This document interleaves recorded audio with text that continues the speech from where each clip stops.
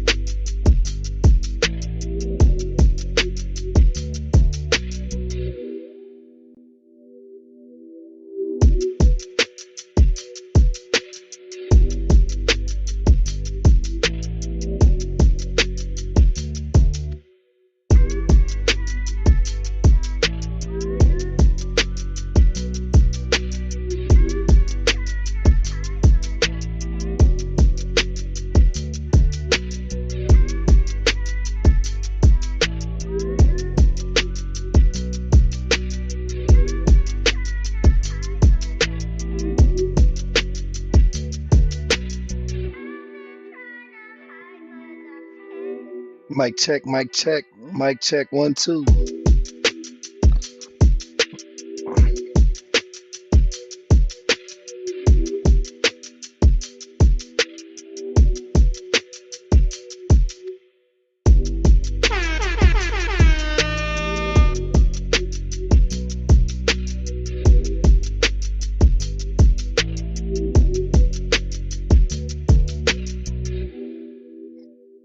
Yes, sir. Hey, welcome that boy Hate Love in. How's it going, Hey Love? I love when a member is the first person in the chat, man. Makes me feel good. Shout out my boy Hate Love. Appreciate you stopping by. Shout out to UK. I believe that's where you're at, right? Hey Love. Um, welcome. So we got a good show lined up for you guys today. Hopefully people start jumping in. There was some shit I wanted to talk about before the show, but I kind of forgot where I was going with that, setting up the stream and stuff. So, man, welcome everybody in though, man. We got a good show lined up. Uh, look at the chat log. Yeah, it's all you, brother. It's all you, Hate Love. It's all you. Uh, you know what I mean? But that's okay. Whether it's 1 or 1,000, we gonna do our thing. It don't matter if it's one person in the chat or 1,000 people in the chat. We gonna do our thing regardless. You know what I'm saying? It's all good. People will come in. Nicole was good. Welcome in, Nicole. Appreciate you stopping by. So our first video today is gonna be Professor Chaos is the YouTube channel. Wife's terrifying breakdown leaves detective stunned. You know what I'm saying? So let's see what happens here. Looks like wife told on herself, maybe. Let's see what happens. In her interview, the suspect overconfidently said, I remember hearing a noise that woke me up. I was just shooting because I heard noise out there. So my reaction was just to shoot. I don't know who's out there. There's nobody else in the house. It's Jeremy and I. There should be nobody else in that house. Okay. She insisted she grabbed the gun and fired into the hallway, certain an intruder was inside. But the detective calmly replied, There's no forced entry into the home. No alarms went off. No driveway alarm. All the neighbors were canvassed. Nobody heard any barking dogs. And we're left with 2 people in the house. One is dead, one is not. Typically, that lends itself to making you the prime suspect. I mean, you can see where I'm coming from here, correct? that simple logic Shout out that boy Bradley in the chat, man. You know, we like when Bradley shows up, man. Definitely love when the members show up to the live stream. Show him some love in the chat. So it looks like just with the breaking first few seconds of the video, this wife trying to make it seem like she accidentally shot her husband, thinking that there was an intruder in the house. But it don't seem like the police believe her. It seems like they think she did this shit intentionally. Let's see how it plays out. struck deeper than any accusation. This moment reflects the expectancy violation theory. When a suspect's story meets an undeniable contradiction, the truth pressures its way through. Julian thought her tale of a phantom intruder could cover every gap. She didn't expect her own environment, locks, alarms, and silence, to betray her. 11 hours before your husband is found dead, someone is on the computer in your house pulling up your father's obituary. Now, why would that be, and who would do that? But the pertinent questions are who this demonic woman. Back to my channel.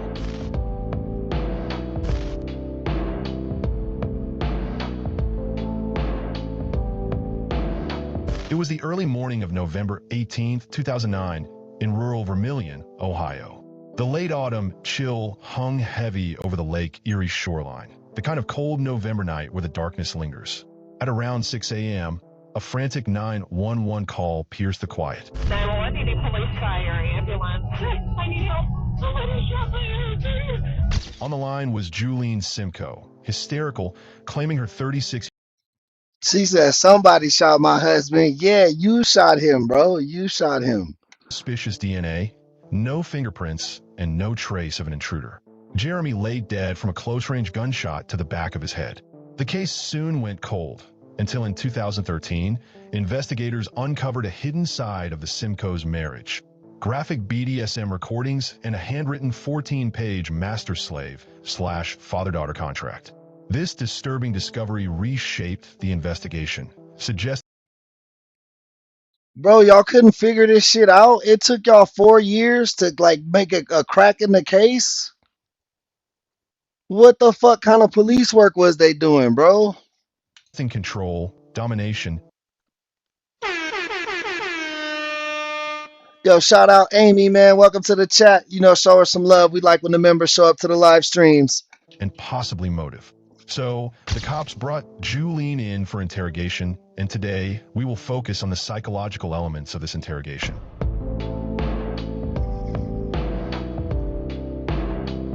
You understand this is not a proffer, and that any statement made by you may be used in this office at a later time? Yes. Okay. Low-key, she gained hella weight from that first picture they showed. She probably been stress eating, thinking she gonna go to jail and shit, right? Are we under any time constraints here at all today? Yeah, we're a little bit. Oh, that's what I was talking about. Guys, my bad there wasn't a stream this morning. I started back working out. I've been doing my VR boxing, bro, and that shit kicked my ass, bro. I fought 2 fights this morning. I got knocked out in the first one, and then in the second one, it was a close fight. The guy beat me by like 4 HP, like 4 hit points, bro. That shit had me sad, bro. Like I was fucking, I couldn't breathe, bro. Like I was just all red. My face was pink, bro.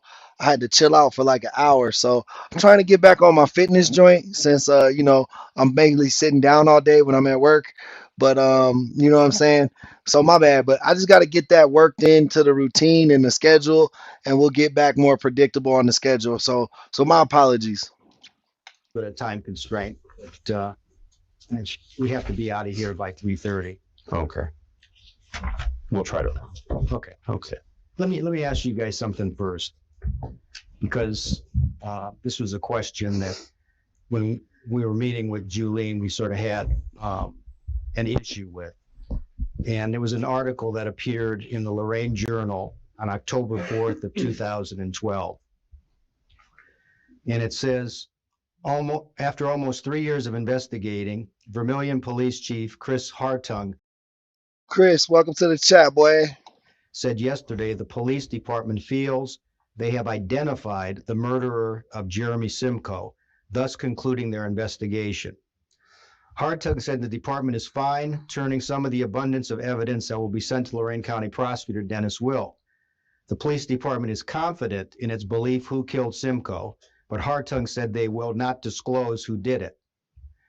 Well, if you guys already know who did this murder, then I'm not exactly sure why you're talking to Julene. Mm-hmm. And if you've determined that Julene is that person, then we need to know that before we even start this interview. Okay. So here's what I can tell you. First of all, Chief Hartung, with all due respect, does not speak for the Lorain County Prosecutor's Office.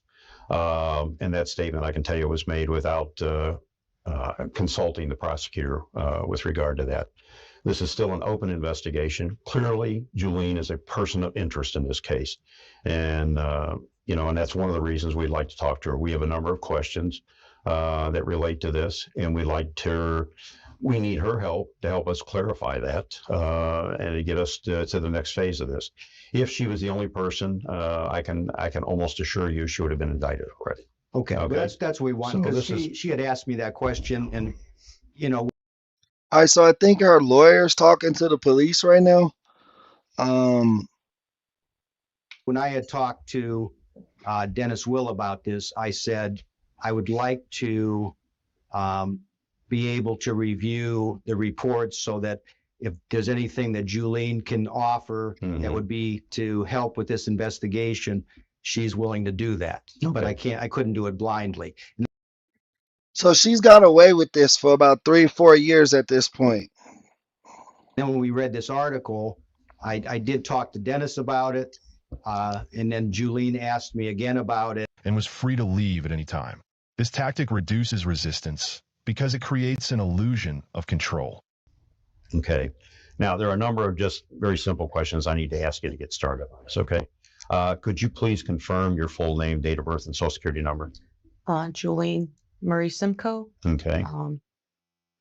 And would you want social security? Yes, please. Okay. Are you picking this up all right? Okay. All right. Now, I asked you earlier, do you mind if I call you Julene, or is there something else you prefer I call you, ma'am, Mrs.? Julene is fine. Okay. All right. I certainly don't want to be disrespectful in any regard. Okay. What's your current address?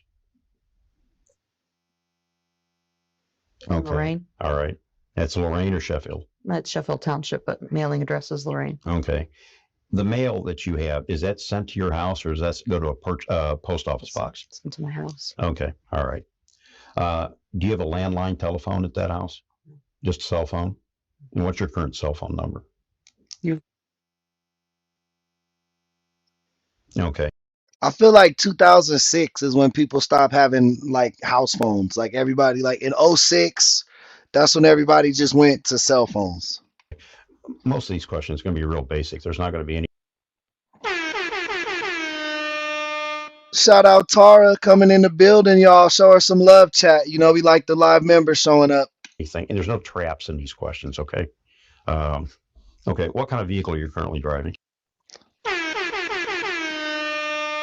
Dose of dopeness rolling in the building. Show her some love, y'all. Toyota. Okay. You know what color it is? It's black. Okay. All right. What year is it? I'm not sure. Okay. Is it a newer or older? It's newer. Okay. All right. Do you own it or lease it? I own it. Okay. Okay. Are you currently employed? Yes. Okay. And where are you employed at? It's called SOS, Select Ohio Staffing. Okay. And where's that at? It's in Avon Lake. Do you know the address?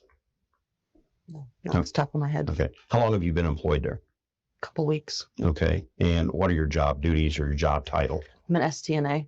I don't know what that is. State tested nurse assistant. Okay. All right. Okay. Who's your direct supervisor? Denny. I don't know what her last name is. Okay. Is there a phone number for her? I have a phone number. I don't have it. Okay. Right this minute. All right. Okay. If for some reason we needed that later, could we get that from you? Okay. Super. Are you paid by check from this employer? Yes. And does that go by direct deposit, or do they actually physically hand you a check? Me a check. Okay. All right. Thank you. Detectives began with basic questions: name, address, phone number, job details. These seem meaningless. Dose, this lady shot her husband in the head, and she's going to try to act like it was an accident, like she thought he was an intruder. But they found him in the her and her husband was into some real freaky deaky stuff, BDSM. They had wrote a father-daughter contract where they role play, stuff like that. So yeah, hella weird. But the goal was to get Julene talking in a relaxed rhythm. Are you currently involved in any relationships? And by that I mean, are you currently dating or engaged with anyone or something like that? You have a significant other in your life? Okay, so you have no relationships? No. Okay, all right. And some of these questions I have to ask for competency questions, so please don't take any offense to some of the things I'm going to ask you, okay? I don't mean to be rude when I ask these questions, but they are necessary. Are you currently under the care of a mental health professional? See, a psychologist, a counselor, a psychiatrist? Yes. Okay, and who would that be? Dr. Mensa. Mensa? And where's he out of? Mercy. Mercy Hospital? Yes. Okay. And do you know exactly, has he diagnosed, or can you tell me what the reason is you go to see him? Because of everything that's happened. Okay. All right. Has he died? Yeah, dude. It looked like she on a talk show, not like an interrogation room for sure. Hey, shout out that boy Connor. Welcome Connor into the chat, guys. You know we like when the members show up to the live streams. Diagnosed you with any particular ailment? Depression. Depression? Anything else? Anxiety. Okay. All right. Okay, that's fine. I'm not trying to put you under, a lot more stress, but these are things that we're going to need to know. Are you currently taking any prescribed medication from Dr. Mensa? Not at the moment. Okay. Do you have medicine that is prescribed by Yes. Dr. Mensa, and what would that be? Xanax. Okay. And have you taken that in the last 24 hours? No. Okay. Are you currently suffering from any medical ailments that would in any way impact your ability to understand or answer the questions that we might ask you here today? No. Okay. Are you currently taking any prescribed medication other than the Xanax you talked about, other than that, which would in any way impact your ability to understand and listen and appropriately respond to our questions today? No. Okay. So I may have been a little confusing on that. So are you currently taking any other prescribed medication? No. Okay, great. Okay. Before diving into hard questions, detectives asked about Julien's mental health, medications, and counseling. This tactic served two purposes. It framed her struggles as understandable, reducing shame, while also gauging her mental resilience under questioning. Have you used any illicit drugs in the past 48 hours? No. Okay. Have you consumed any alcohol in the last 24 hours? Nope. Okay. Are you a high school graduate? Yes. Okay. And from where? Clearview. Clearview. What year was that? 97. How would you describe your grades in high school? Average. Average. Do you remember what your GPA was? No. Okay. When you were in high school, did you participate in any extracurricular activities? Yes. Okay. What'd you participate in? Sports. Band. Okay. What kind of sports? Earlier years, basketball, volleyball, Okay. Play an instrument? softball. Yes. Okay. All right. Did you attend college at any time? Yes. Do you have a degree? I have a certificate. Okay. And what is that certificate in? It's for the STNA. Okay. And where did you attend college at? Learning community. Okay.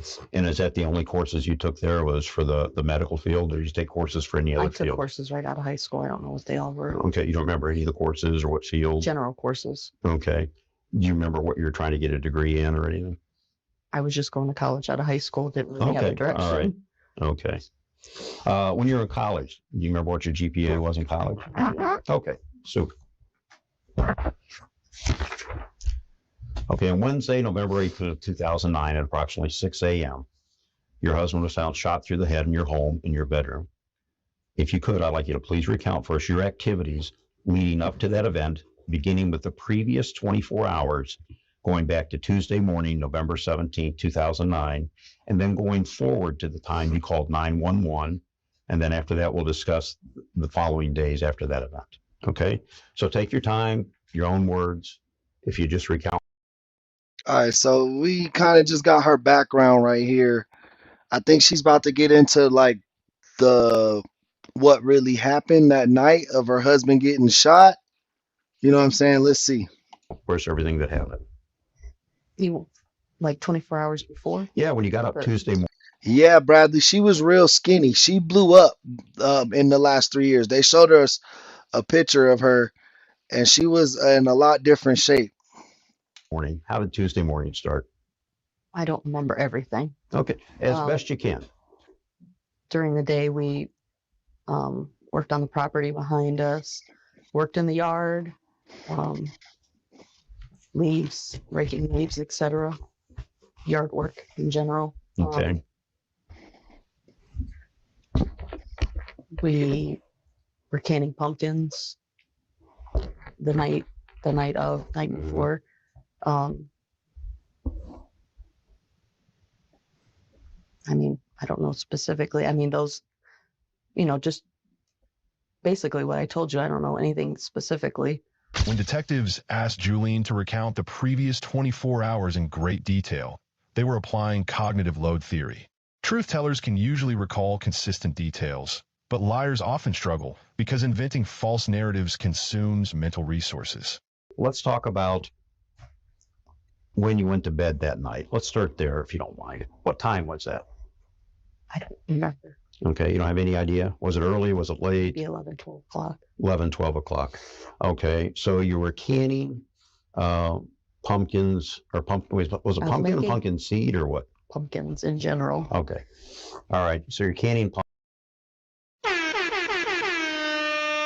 Yo, give Connie some love in the chat, guys. You know we like when the members show up. pumpkins. And while you're canning pumpkins, what is Jeremy doing? We were both working at it together. Okay, so you're both there. Was anybody else in the house? No. Okay. And at what point did you cease canning pumpkins?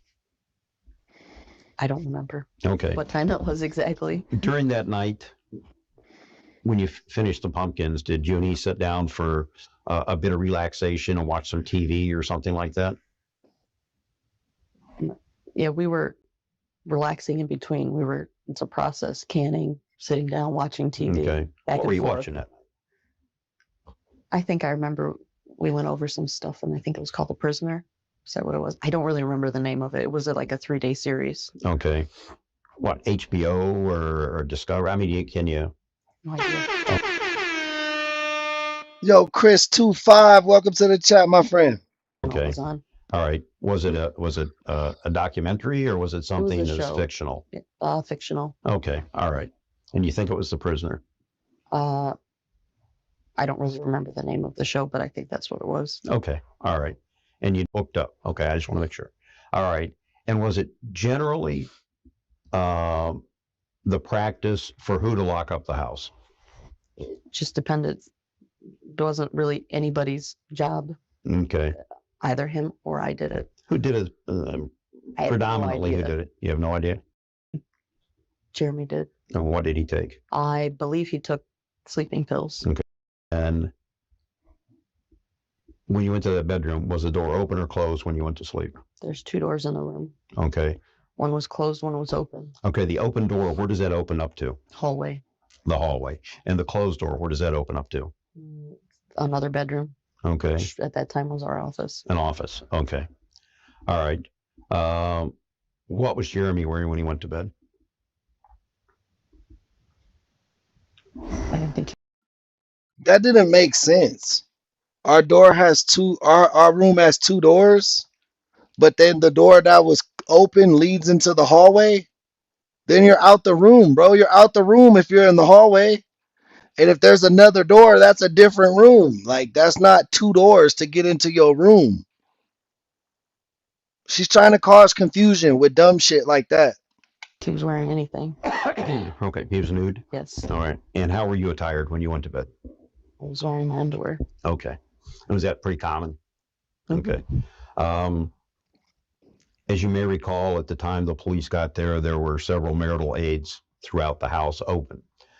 Did you guys have sexual relations that night? Okay. And what was routine for sexual relations with you when you went with you two? Was it an everyday thing, a common thing every day? Okay. I mean, usually. Excuse me. Was there any particular reason on this night that you did not have sexual relations? No. Okay. Mm. All right. Had there been any arguing? No. Okay. No discussions, no disputes, anything at all? No, she said 1 door was open, 1 door was closed. Welcome back, Shaniqua. So, and then the one that was closed or the one that was open goes to the hallway. So, like, the way I'm seeing it is bedroom door closed. Then across the hallway, there's another door. So Yeah. Like if I walk out this door, I'm in the hallway. I'm out my master bedroom. Now I open this door, I'm in the office, which was another bedroom. Like the room I'm in right now. This is a bedroom, but I use it as an office. Okay. Was there any particular tension or anything between you that night that would have kept you from having relations with him? No. Okay. Greg, Coy Boy, Crafty. Welcome to the chat, y'all. You and he weren't having any discussions about or concerns about money or buying property or anything like that? I mean, the property was definitely on our minds. Okay. But was it causing any tension or stress? No more than usual. Well, I don't know what usual would be. We wanted the property, so that's what we were aiming for. So was there Okay. stress? There was stress over getting the property. Okay. Was it stress between us? No, not necessarily. Okay. Just in general. How would you describe your relationship with Jeremy? It was a good relationship. Julian frequently claimed she couldn't remember details, what she wore, what Jeremy drank, who locked the doors. Detectives didn't confront these lapses aggressively. Instead, they asked her to think harder and revisit events step by step. He was the love of my life. Okay. How long had you been married? 10 years. And how long did you date before you were married? Date, probably 6 months. I'd known him years before. And how did you know him? Through a friend. Okay. You didn't go to school with him or anything like that? No, he lived close to my parents' house. So. Okay. All right. How often would you guys have arguments or fights? I don't know. Oh, I don't know. I wouldn't know. I don't know how to answer that. Did we argue? Yeah, everybody argues. How often? I don't know. As often as other people argue. Okay. I don't know how you want me to answer that. Or how I just want you to answer it. I just want you to answer it honestly. I'm just trying to look for some level here of how often you guys would have an argument. We got along very well. Okay. So we didn't argue that often. When you did argue, did it ever become violent? I did tell the detective that he did hit me one time. How long ago was that? That was the only time, probably when I first got married. What was that all about? I don't even remember, to be honest with you. When you say he hit you, what do you mean by that? He probably never hit her, bro. She just making this shit up. He slapped me in the face. Okay. And I hit him back. And that was the end of that. And that was the end of it. Yeah. That don't sound right, bro. That don't sound like that's happened at all. I feel like she just made up that whole story. And since that time, he had never struck you again? No. Okay. So going back to what you said, between 11 and midnight, you go to bed, right? Okay. And did anything occur that night that was out of the ordinary from any other night? Not that I really recall. I do remember the dogs barking, but I mean, that wasn't. What time did the dogs bark? Yeah, Quay Boy, I'm pretty sure that's what happened. I'm pretty sure she shot her husband and tried to make it seem like stage it as an accident. I have no idea what time it was, but it's not. I mean, it wasn't. But at first, she said someone else shot him. Like in the beginning of the story, she said someone else she thinks broke into their house and shot him. But it's going to come out that she's the one who actually shot him. That they barked sometimes. Okay. Not anything that would alarm us. There's coyotes, there's raccoons. We have 100 acres behind us. Okay. Well, let's go back and specifically focus in on between the hours of midnight. Let's assume that was the time you went to bed. And you said it could have been 11 to midnight, but let's assume midnight. Between the hours of midnight and the hours of 6 a.m. when the shooting was discovered. Okay. What occurred specifically during that period of time?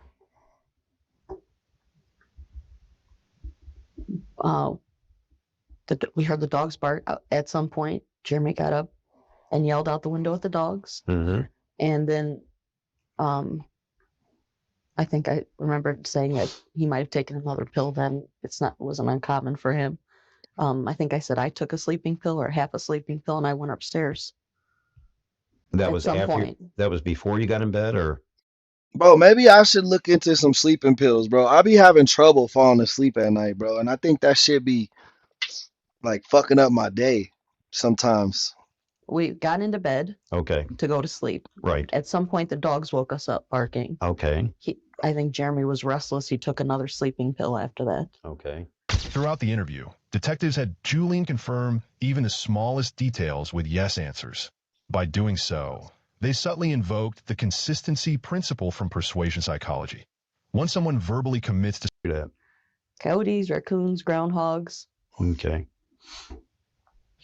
And that late at night, you weren't concerned about it. I'm assuming this is something you had done previously, correct? Many times. Okay. And do you have any idea what time of the morning it was when you heard that noise? Okay. But it was, please don't let me put words in your mouth. But as I understand what you're relating to me now, it would have been during the hours of darkness when most people are sleeping, correct? Yeah. Early Okay. morning. And wouldn't that be something that would alert neighbors or concern neighbors or annoy neighbors if you were shooting out the window at that time? It was in a rural area.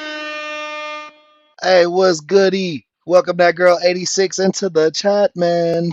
Okay, but didn't you have a uncommon. neighbor right across the street? Yeah. And, I mean, that would have been towards the back of the house. So. And within about 100 yards on either side of the house, correct?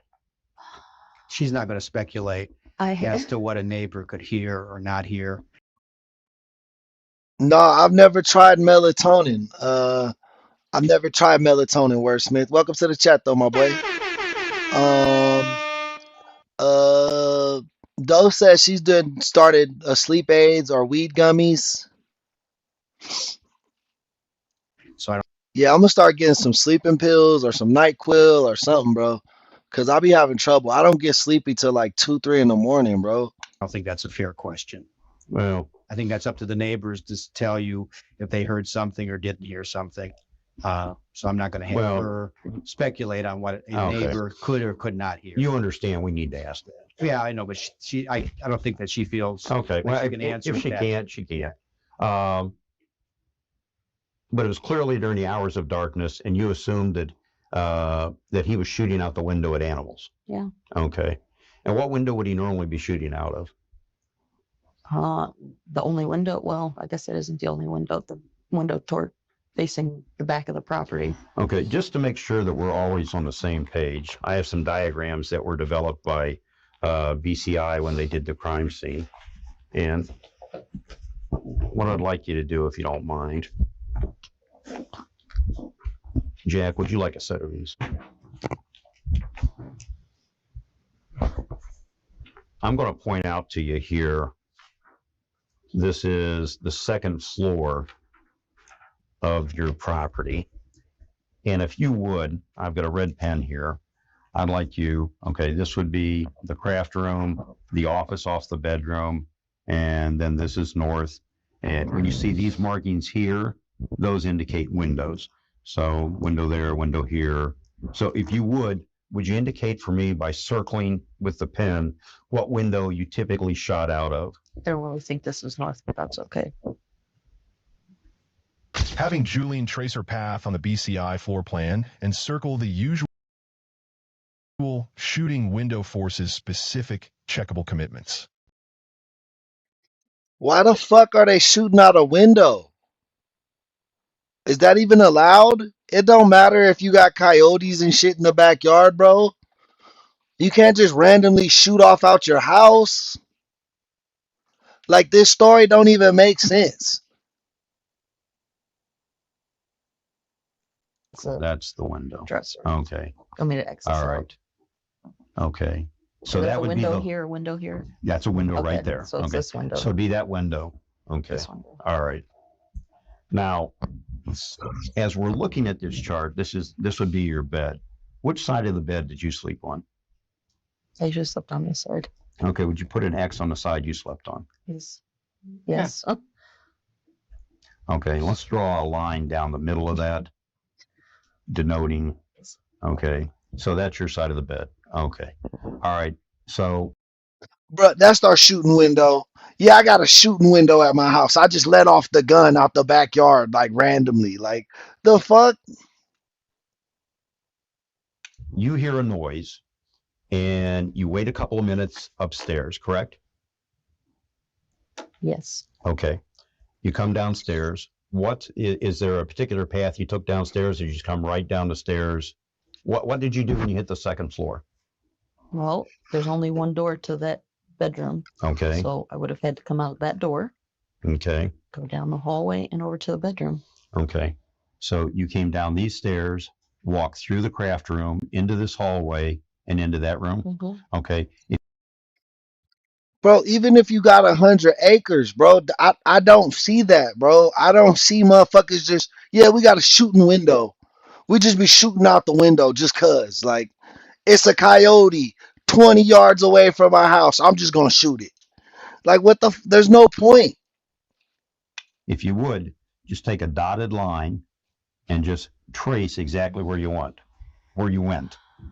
coming down the stairs. Exactly. Exactly. Okay. Down the stairs. I had to go through the door. Hallway. And I can promise you, them 100 acres wasn't taken care of.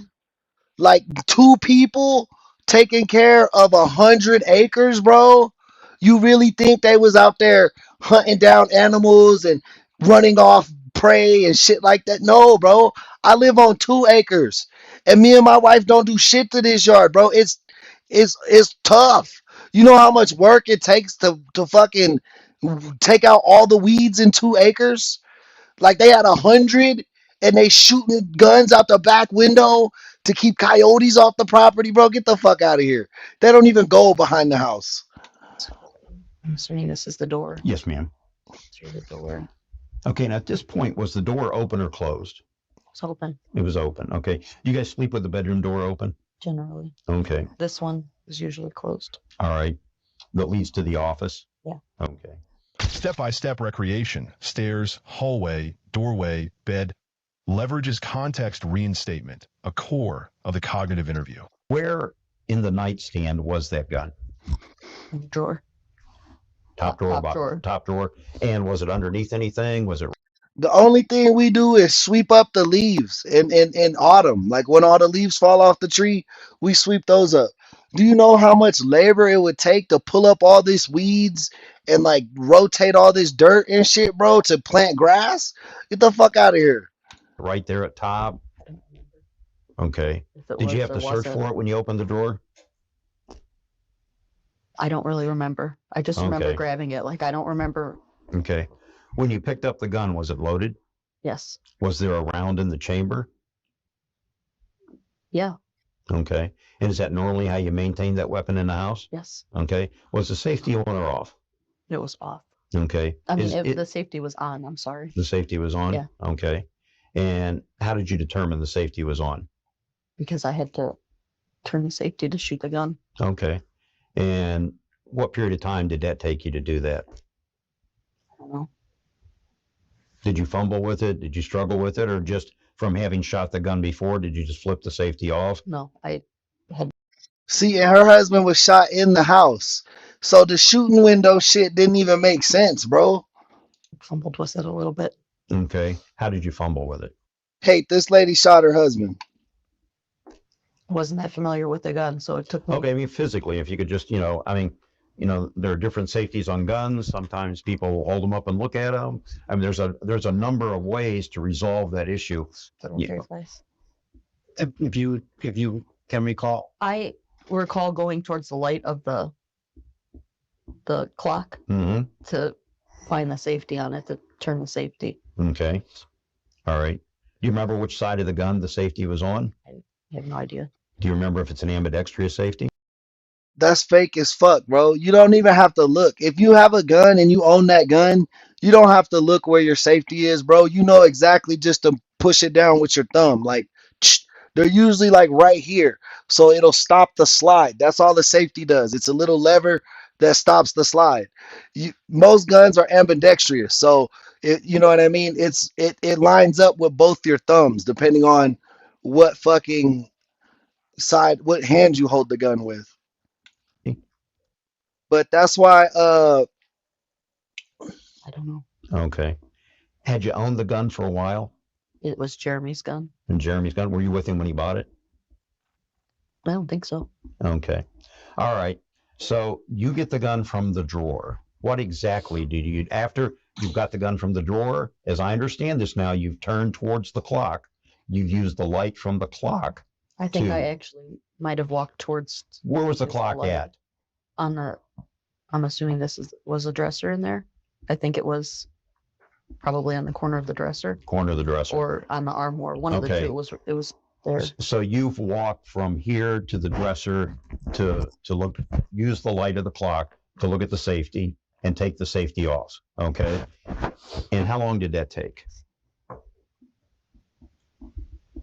I couldn't say exactly how long it took. Okay. I mean, I imagine it didn't take very long. Okay. I mean, seconds, minute?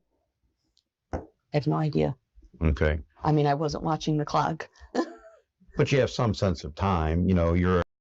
She trying to have like a sense of humor with the cops and shit, bro. They don't give a fuck about your stupid ass jokes. You know, we've established that you're a relatively intelligent adult. I imagine it probably took a few seconds. A few seconds. Okay. I don't think it All took right. minutes. Okay. So you're right here. You've got the safety off. What is your next action? I shot towards the doorway. Okay. Like out of the doorway. And what were you shooting at? I was just shooting because I heard noise out there. Mm-hmm. So my reaction was just to shoot. I don't know who's out there. There's no. This bitch dumb as fuck. Stupid. So you wake up in the middle of the night because you hear a noise, supposedly. Your husband is not in the room. And you randomly just start shooting throughout the house?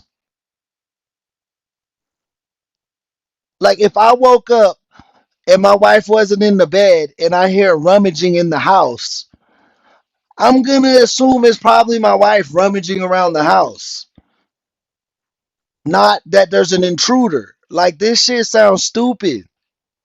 Nobody else in the house. It's Jeremy and I. There should be nobody else in that house. Okay. She says she needed the clock's glow to find the safety. Yet she also aimed and fired into a dark hallway. Detectives highlight perceptual constraints. If you can't see enough to work a safety, how reliably could you target? For liars, these physics of seeing conflicts are hard to reconcile. All right. And why did you shoot 2 shots? I don't remember how many shots that I shot. Okay. You're saying I shot 2? All right. How many do you think you shot? I have no idea. I know I shot the gun. Okay. I don't remember. You shot it more than once, right? Yeah, I believe so. Okay. Well. I remember shooting the gun. How many times? I don't remember. Okay. What were you aiming at when you shot? I was just aiming where I heard the noise. Okay. Out towards the hallway. And what kind of rapid succession were you shooting the gun? Did you shoot, wait a second, shoot again, wait a second? I mean, I'm surprised none of your neighbors called the police. That's crazy as fuck. If I saw my neighbors shooting possums with a rifle and shit, bro, I'm calling the cops. How did you do that? I imagine I probably just shot. I don't really remember what. Okay. I mean, it all happened really quickly. I don't remember how quickly I shot. I imagine if you say I shot 2 times, then I imagine I shot 2 times pretty quickly. Okay. I don't think I shot and waited to see what was going to happen. All right. What hand did you hold the gun with? I'm right-handed. You're right-handed? Okay. Did you take a one-handed stance or a two-handed stance? I just don't remember. You don't remember how you shot the gun? No, I don't really remember. I mean, I remember having the gun in my hand. I probably held it with 2 hands. That's how I would normally hold a gun. Okay. You've done shooting before, correct? Yeah. Okay. All right. Well, we'll get into that a little bit later. Okay. Just ask one question. I just don't get how she's thinking that we think that she thought it was an intruder. You woke up, your husband's not in the bed. If there was an intruder, it seemed like your husband was already going to handle it. So there's no reason for you to just shoot off into a dark hallway.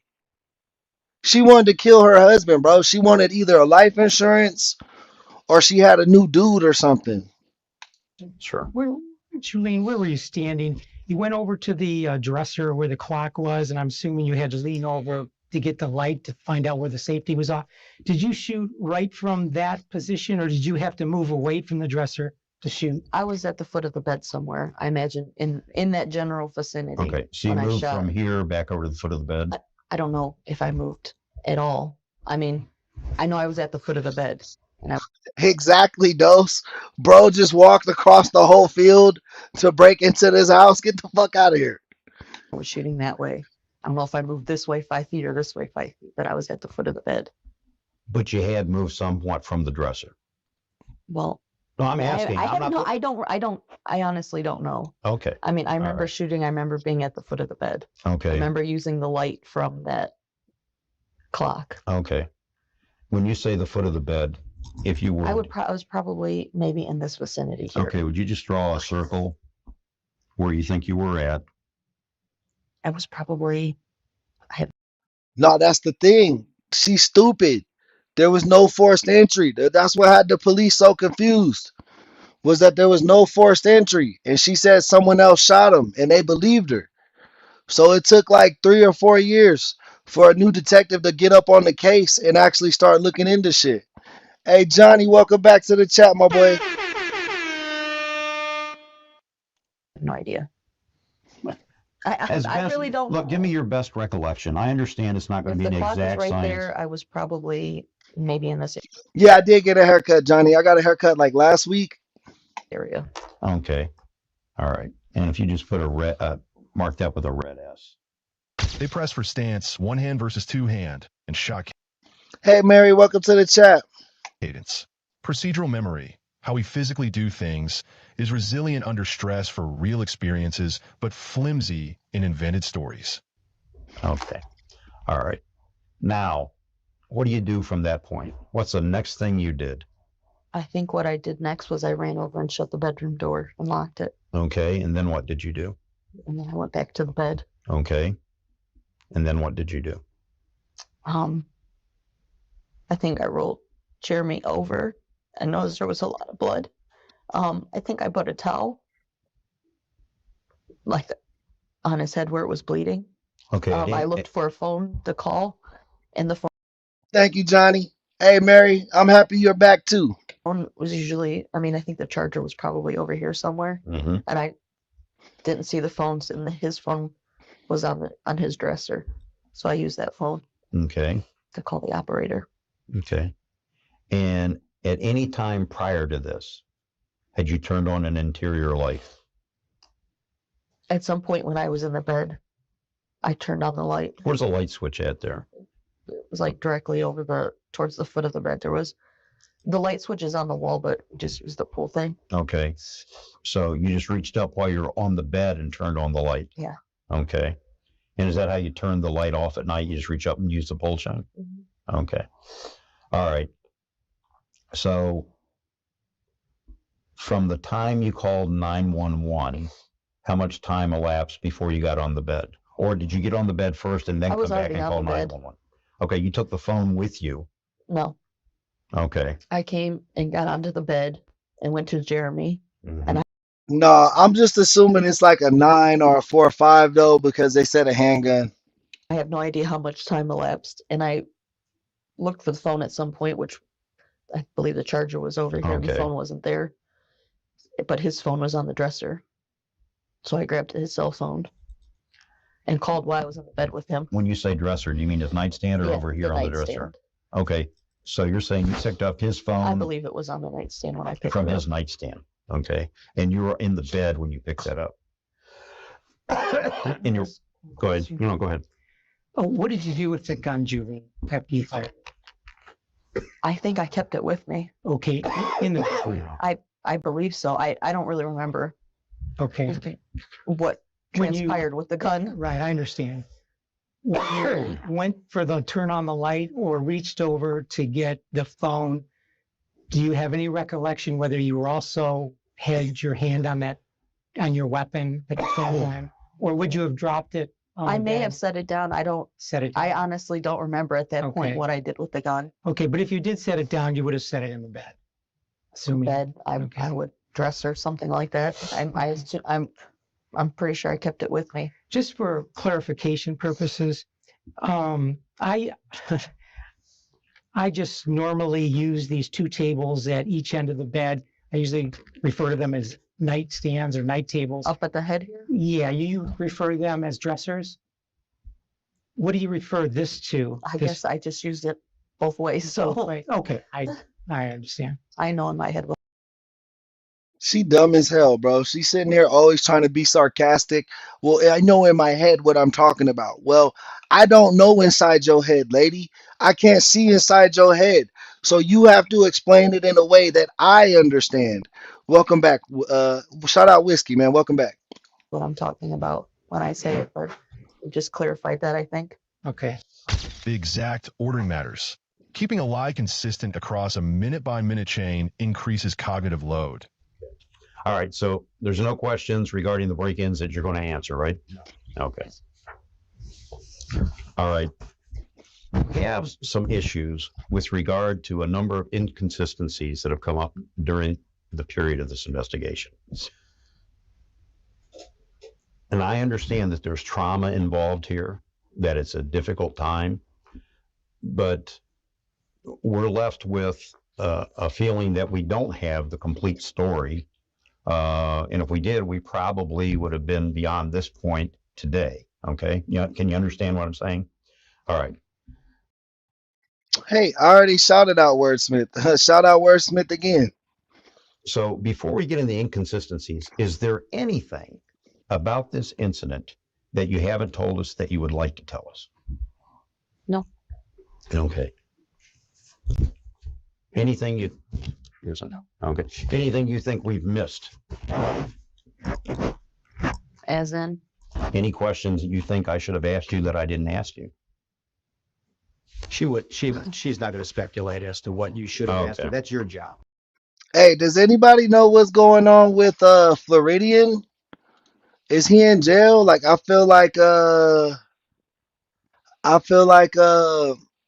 he was going through some shit, bro, on Discord with his family, but I wasn't in there when it was happening. So I just read back that stuff this morning.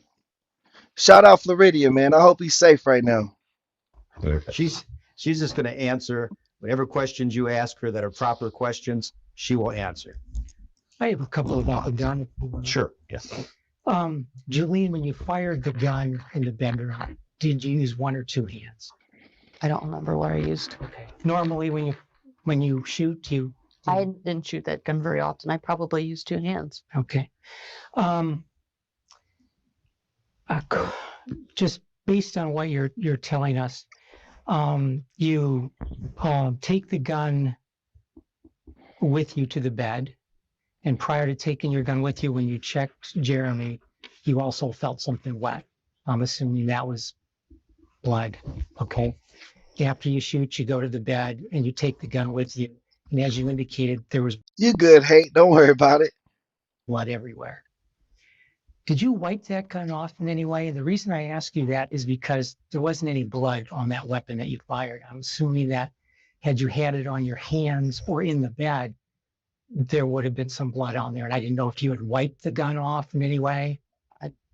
I don't remember wiping it. Okay. I don't know why I would have wiped the gun off. See, he's asking that because the only way you're going to get blood on your gun is from a close range shot.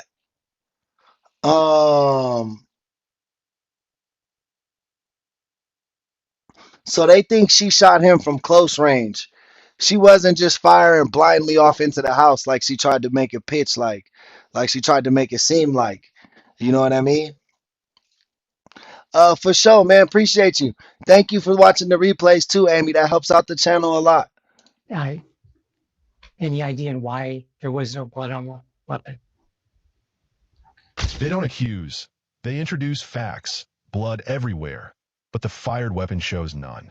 The SUE technique reveals evidence selectively after the suspect commits, making inconsistencies feel self-generated, which is more persuasive and disarming than direct accusation. There was some time between when you heard the noise and you grabbed the gun, you went to the closet, you moved to the end of the bed, and then you shot several times. Okay. At that time, and you probably had time to think about this, if there was somebody in the house, how he got out or how long it took him to get out. The revolver that was used was found on the kitchen floor. Okay. The revolver had no blood on it either. The revolver was used a couple of inches away from Jeremy when it was fired. Oh, so she popped him with the revolver, then ran back to the bedroom and shot her gun like oh yeah, yeah, I'm protecting. Somebody shot my husband. So in her brain, when she's telling the lie, she's like, oh, that loud noise that woke me up must have been somebody shooting my husband. And then I came out and just started letting off. And then I saw my husband there dead. But she shot him with his revolver. So there would have been a significant amount of blowback on that weapon. But when the gun was found, there was no blood on it. And I was just, was there enough time that someone could have wiped that off? No idea Okay. what someone might have done. Okay. Normally, you had indicated that normally when Jeremy hooked the dogs up, he would lock the doors. I think in a previous statement, you had indicated to the police that this was something that he normally did. So when he went out to hook up the dogs, he normally came in and he would lock all the doors. That was kind of like he was the thing. last one. Yeah. Yeah. There was no fingerprints of Jeremy. Yeah, but she dumb as hell because she didn't like leave the front door open. She didn't bust the window. Nothing. Like if somebody shot the homeowner and like at that point they're gonna go through the rest of the house, bro. They're just not gonna shoot you and run away scared. Like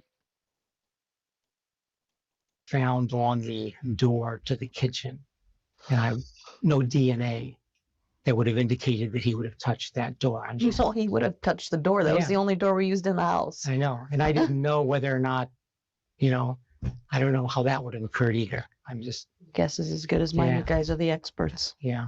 Well, we'll figure it out. The gun that was used to kill Jeremy, the 357, the one that you guys used at the range for qualification, where was that normally kept? Normally? Yes. I don't know about normally. Coy boy, you use fire to like burn your weeds or something, your brushes. But yeah, be safe with that, man. Hopefully that works out for you. I believe that gun was in our china cabinet Okay. at that time. All right. Was that a usual place to keep it? Sometimes Sometimes. it would be in Okay. there, sometimes not. All right. Is there any reason that you can think of that a DNA swab of the curio cabinet would only have your DNA on it? Absolutely not. Nor can I say why the back door would not have Jeremy's DNA, since that was the door that everybody used to get into the Yo, Howard, welcome to the chat, my boy. house. Okay. I find that to be very strange. Okay. No Jeremy DNA on the commonly used door. Only Julene on the curio with a .357. By foregrounding routine behavior. Who always uses which door? They use base rate expectations. When habitual patterns don't leave expected traces, the story, not the science, looks shaky. Which two tended not to be people friendly? Pele was not very people friendly, and Cindy probably would have just ran into her doghouse Okay. and hid, because she Okay. at night If you she was just put scared it, of everything. okay. If you just circle those two for me, please. Matter of fact, when the police came back to the property before, Yeah, I think she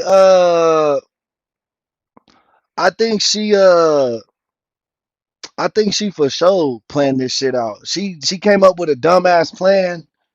But she this was her plan. She thought this shit was gonna work for sure, for sure. with a flashlight, Wait, you could burn the weeds, bro? I have so many weeds in my yard, bro. I wish somebody would come with like a torch and just burn all this shit up, bro. I do not want to do this yard work, bro. on the dog. Yeah, I don't want to do this yard work, bro, because we rent this house from my wife's family, but like It's just so much, bro. It's been untamed for years, dog. Like years. This shit's been untamed for probably like 4 or 5 years before I even moved here. Like, and I don't want to clean all that shit, bro. Like that shit's a lot of fucking work, dog. And she ran into her doghouse and hid. That's how All right. much of a scaredy cat she is. All right. And you Yo, shout out my boy Jonathan, man. You know we like when the members pop up. have a camera system that's recording on your house. So we'll agree to disagree on whether or not it's a low crime rate area. Okay. But we have a security conscious couple.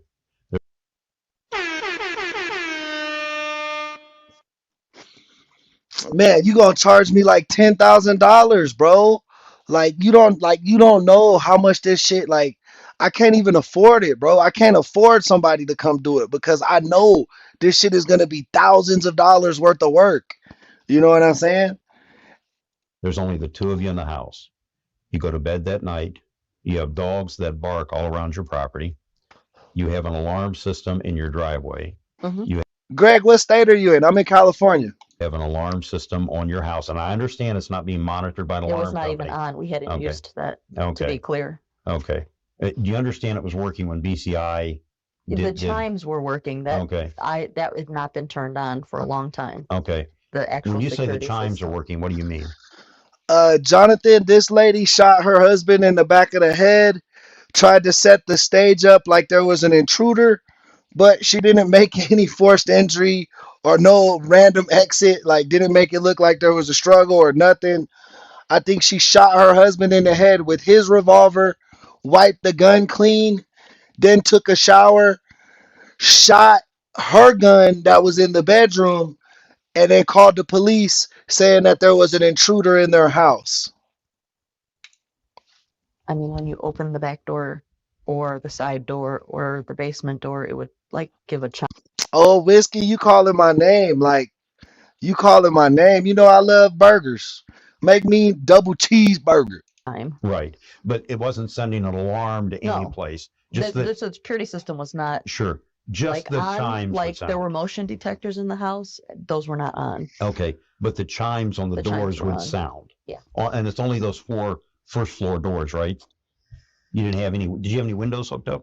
No, there was a front door, side door, back door, and basement door. But we were all hooked into the chimes. And that chime's like a 3-tone chime or something like that. Your driveway alarm's kind of a long, annoying blare.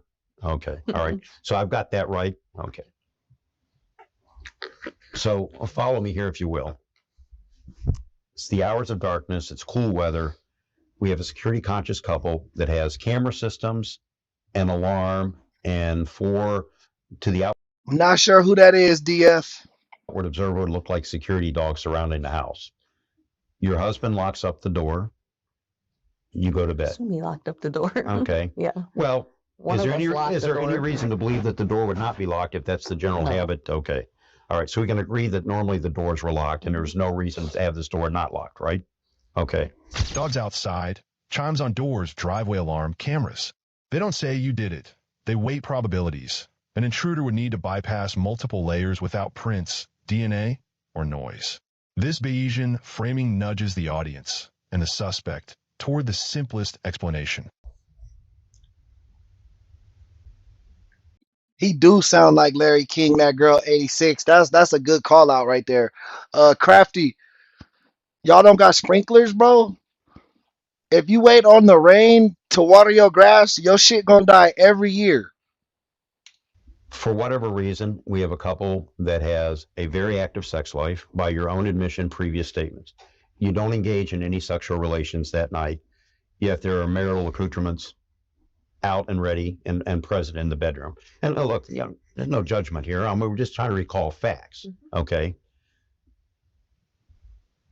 For whatever reason, you remove yourself from the bedroom. By the way, when I said, I just want to make this clear, it's not like we had sex every night, okay?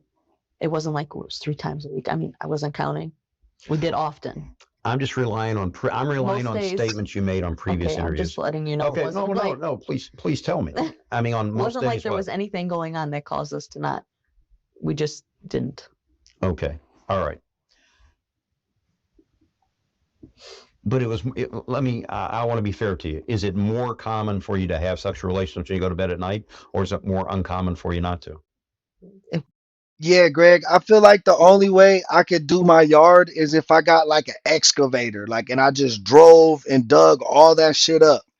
Otherwise, bro, somebody gonna die out there trying to do all that work with like a hoe or a shovel. It wasn't always at night. Okay. During that day, no time on the 17th did you engage in relations, correct? Okay. And that was typical or atypical? It was nothing different about that than, we Okay. just didn't have sex. That's all. All right. Were there a reason that the marital aids were left out in the open like that? I used them often. Okay. All right. Nobody was usually on the second floor. Most guests were on the first floor. Okay. Had they been up there, guests before? Yes. Okay. Was the stuff out? No. Okay. And were you and Jeremy in an exclusive relationship? Yes. Okay. No, I live in like a desert town. I don't live on a farm, but there's a lot of land. I live on like an acre, 2 acres. Well, it's like 2 acres, but it's split because there's like a modular home behind us that my mother-in-law rents, and then she rents this one to us, this house right here. But yeah, I'm on like an acre, bro, and like I said, I've never, in the 3 years I've known the family, I've never seen the yard like upkept. So like it's so like it had to be about 5 years since somebody upkept the yard. You know what I mean? At least, maybe longer. So like I got weeds that are like it's just a lot of work, bro. And I'm not gonna do that shit, bro, because it's too much, and I'm not. It's too expensive to have somebody do it. So there were no third parties Absolutely introduced not. into this. Okay. They highlight no sex tonight, but marital aids left out. When behavior doesn't match environment, the consistency principle forces the suspect to explain the contradiction. So during the course of that night, you remove yourself to another room. You hear a noise that you have described various times in different ways, persons. You wait several minutes upstairs. I don't know how long it was. Well, I'm We're using your words. guesstimating. Yeah, I'm just using your words. When I said it before, I said I wasn't clear. I Okay. wasn't watching a clock. Understand. But you didn't come down right away. When you came down the stairs, did you run down the stairs? Did you walk? Hell no, dope. I ain't doing that. I'd have to pay that man like $2,000 to do this shit.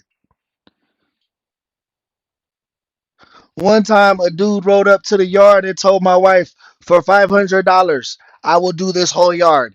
And I just laughed. I was like, hell no, I'm not giving him $500, babe. He pulled up in a fucking car with a rake. That's not going to do no damage to this shit. This is at least 200 hours worth of work, bro. I walked down the stairs. You walked down the stairs. Okay. Was there any trepidation about coming downstairs at that time? No. You had no fears, no concerns? No. Okay. All right. So you come downstairs. You find Jeremy shot. Okay. You don't know if there's an intruder in the house. You hear what you think you hear a noise that. See, Whiskey, but y'all kept up on it. Like y'all kept up on it. So it's not that bad. You know what I'm saying? But like imagine if you just let it grow for like 2 years, 3 years. Nobody touched it. And then you'd be like, fuck that, bro. I'm not, hell no. Concerned Y'all didn't care about this shit. Watch, you know what I'm saying? you. Were you afraid? Yeah. Okay. All right. And then you fire 2 shots. You eventually call 911. You try CPR. You move him off the bed.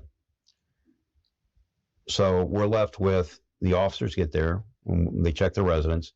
There is no forced entry into the residence. None whatsoever. How did they get in? The back door was open. The screen door was closed. The back door was open. The 357 that was used. Because I shoot? remember them saying something about asking to like knock down the door or something or gain entry. Who But said, you're- who did that? I thought I remember either I Bro, you thought you remembered that because you wanted to remember that shit. You was trying to slip that shit in there, but nobody said that shit ever. You tried to throw that shit in there and make it a part of the story. read it somewhere, or I remember hearing it on the phone that they had asked if they could, like, I think the 911 operator asked me if they could come into the house, the police, and of course I said yes. And then the 911 operator asked you if they had permission to break in the door? I thought that's what I remember Okay. hearing. All right. So the officer She tried to throw that in there. Oh, they said somebody broke in the back door. There was no signs of forced entry. They told us that on the intro. There was no doors kicked in, no windows broken, no jams tampered with, nothing. So I don't even think the door was open, bro. All the doors could have been locked. We don't know. officers get there, and they did in fact try to get into the front door, which was secured. And Shout out Monica. Welcome to the chat, girl. they kicked it several times and could not gain entry. Okay. And Yeah, hate love. She keep trying to add in some extra shit. they came around the back by the kitchen, and the screen door is closed. The other door is open. They find the .357 that was used to shoot Jeremy laying on the floor. Okay. It has 6 rounds in it. 5 are live. 1 has been expended. Okay. The round that shot Jeremy. They come into the house, and as you know, they come upstairs, they find you. Yo, shout out for the first donation. Shout out Monica sending in them jewels, man. Keeping it 100 in the chat back to back. Appreciate you for helping sponsor today's episode. Monica is today's first sponsor. Guys, help her out. Let's get some super chats going. Let's get some gifts going. Let's get some subs. Let's get some likes. Support the channel in whatever way fits you. So we have a couple, both of them went to bed. Okay. There's no forced entry into the home. No alarms went off. No driveway alarm. All the neighbors were canvassed. Nobody heard any barking dogs. And we're left with 2 people in the house. 1 is dead, 1 is not. Typically, that lends itself to making you the prime suspect. I mean, you can see where I'm coming from here, correct? Okay. By breaking down every step, noise, stairs, shots, door, 911, detectives raise the cognitive load. False stories crack when stretched across too many. The relationship with your father in the last years of his life. I only met with my father one time. And when was that? It was when he was in the hospital. When you say only met with him one time, is that you're talking about after he was incarcerated? And I he was believe released that or- was the only time that I met with him after that. I'm not sure, Okay, what to hospital be was that? exact. I think it was at Mercy. Okay, and what was the nature of that meeting? He was dying, Okay, and Had- all the siblings got together okay. and went there. Was there anything significant he said to you at that time? Nope. Okay. Had your father ever apologized to you for the actions he'd inflicted on you? Nope. Okay. Did you still resent that? I didn't resent it. It wasn't even something I thought about on a daily basis. Michelle, welcome to the chat. It didn't I had bother you? resolved that in my life long before. At what point in your life do you think you resolved it? I don't know. I went through a lot of counseling for it. Okay. How many years would you say you went through counseling for that? I have no idea. I mean, 2, 7? I don't know. I was young. Okay. All right. Here's why I asked the question. Clearly, it was a horrific thing that was done to you by your father. It's horrific, inexcusable. Okay. So her dad touched her? Is that what she's going with now? Is that what she's saying? It seems like the cops might even be acknowledging it, like it was documented. Maybe that was the reason he was in jail. I don't know. But why would you go see your father on his deathbed if he was touching you and doing weird shit to you? I don't know, bro. This story don't make sense. I'm sure you're aware that during the course of the investigation, subsequent to the search warrants, that we seized the computer equipment, and that computer equipment was examined. When we talk about, there are a number of issues that arise, such as I've laid out for you already, that would tend to make you the prime suspect. Okay. 11 hours before your husband is found dead, someone is on the computer in your house pulling up your father's obituary. Now, why would that be, and who would do that? Well, first of all, I would like to see that proof of that because I don't think that ever happened. Well, we have that proof. Well, I'd like to see it. I'd like to see what time it was and everything else. Oh, I can tell you exactly. It happened at 18:57 and 03 seconds on July 17, 2009. That's 3:57 in the afternoon, I believe. No, 6. That's 6:57 in the afternoon. So almost 7 o'clock at night. And if you go to this URL, this website, you'll pull up exactly this obituary. You said July 17th? No. November 7th. I may have said July, November 17th. It's 11 hours before the homicide was called in. They disclosed the chilling fact. 11 hours before the 911 call, someone at the house pulled up her abusive father's obituary. The SUE tactic plus emotional salience, availability, makes it stick powerfully.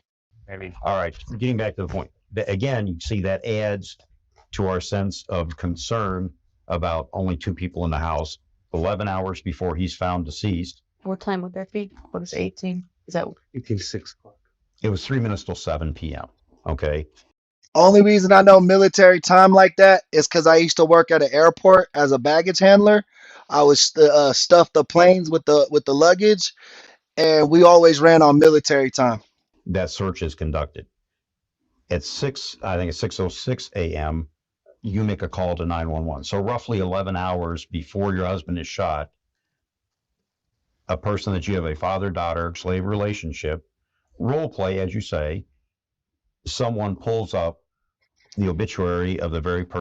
Hey, low key, she must have been a super low self-esteem person, because it seems like she told her husband about what her father used to do to her, and he turned that shit into some type of sick fantasy. And maybe she was done reliving that trauma and just fucking snapped. That would have been a better plan for her to tell that than this. Cause if that's the case, if that's true what they're saying, I would imagine it's gonna be hard to find a jury that would convict her if, like, her husband was making her relive that trauma out of his sexual pleasure. Probably makes sense why they don't have kids neither. Person that had a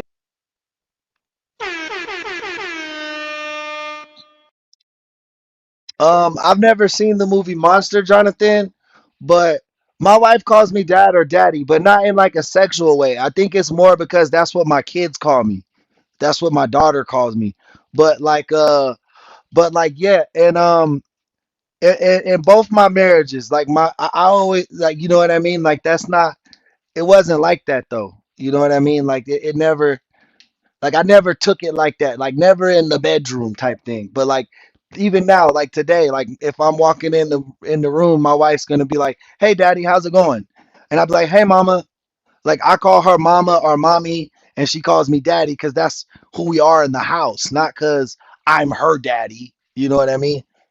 a father-daughter sexual relationship with you. That makes one wonder if there is a nexus here or a tie-in with this. I mean, you can understand how we might be concerned about that. I can understand. I'm telling you, I am not the one that. Okay. Is there any reason Jeremy would have done that?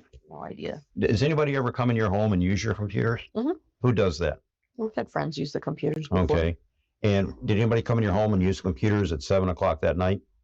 Okay, I so. believe it was just 2 of us there. All Okay, evening. all right. So nobody could have done that search except one of you 2 that night, correct? Mm-hmm. Okay, all right. Yo, Salt. Welcome that boy Saltwater into the chat.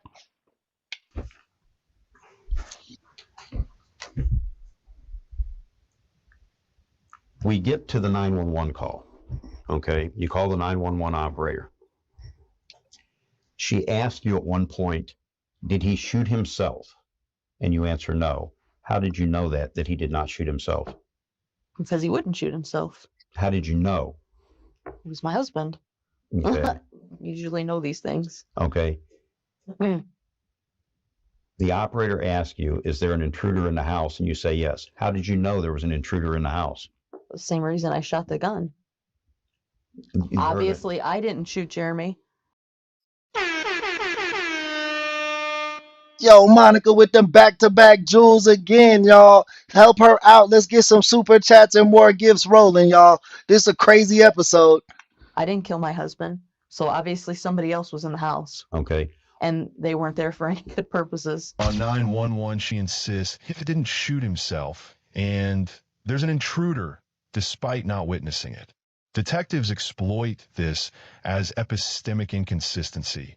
How could she know unless she was involved? Okay, if we get back to the inconsistencies that we see in this case, all right, we see that you make that immediate statement to 911, he didn't shoot himself, but if you weren't present at the shooting, how would you know that?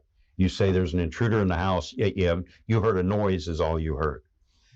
Let's go to the kitchen where the gun was found, okay? We find the gun. First of all, in any shooting like that, have you ever shot into a mud hole or anything like that, or shot into the water, shot close to a tree? You ever done any of those things? If you have, you'll notice that you get splashback or blowback onto the weapon, okay? So someone took the time in between the time Jeremy was shot to clean that weapon of any blowback. Here's the really interesting thing. If we assume your theory that there is an intruder in the home, don't you think the intruder would be in a hurry to leave if he heard the shots that you fired?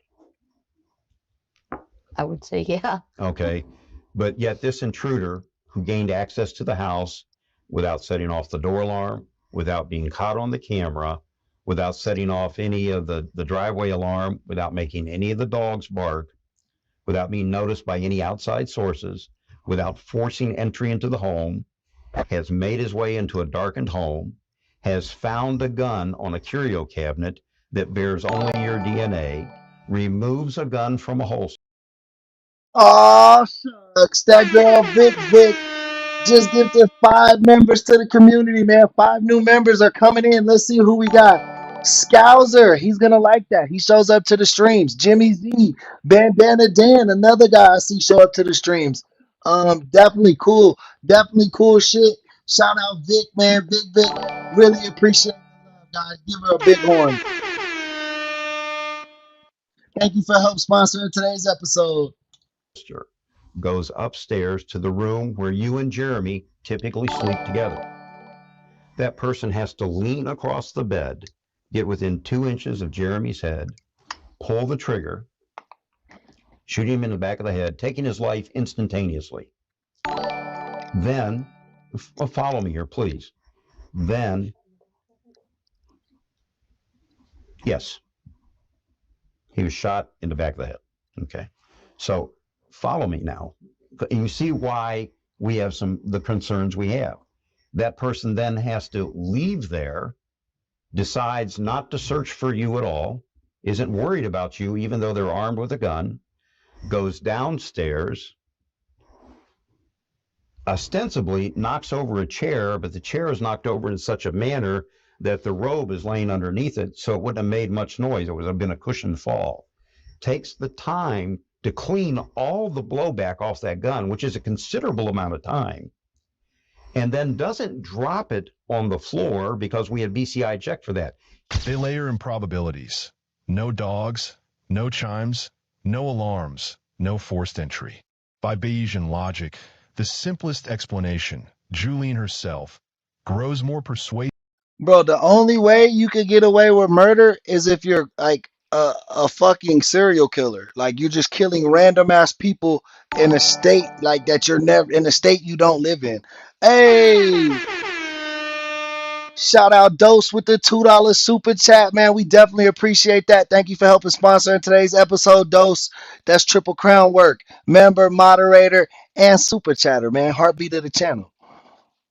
Than a ghost intruder.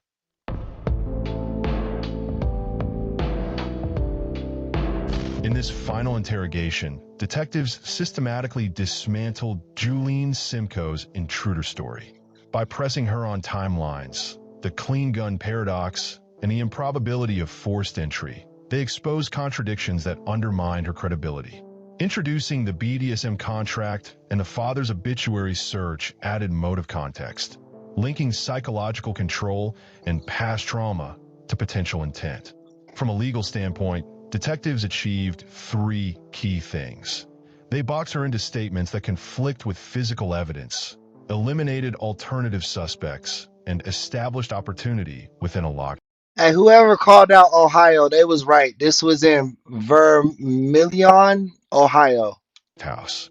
These inconsistencies, coupled with circumstantial motive, provided prosecutors with a strong evidentiary foundation for conviction.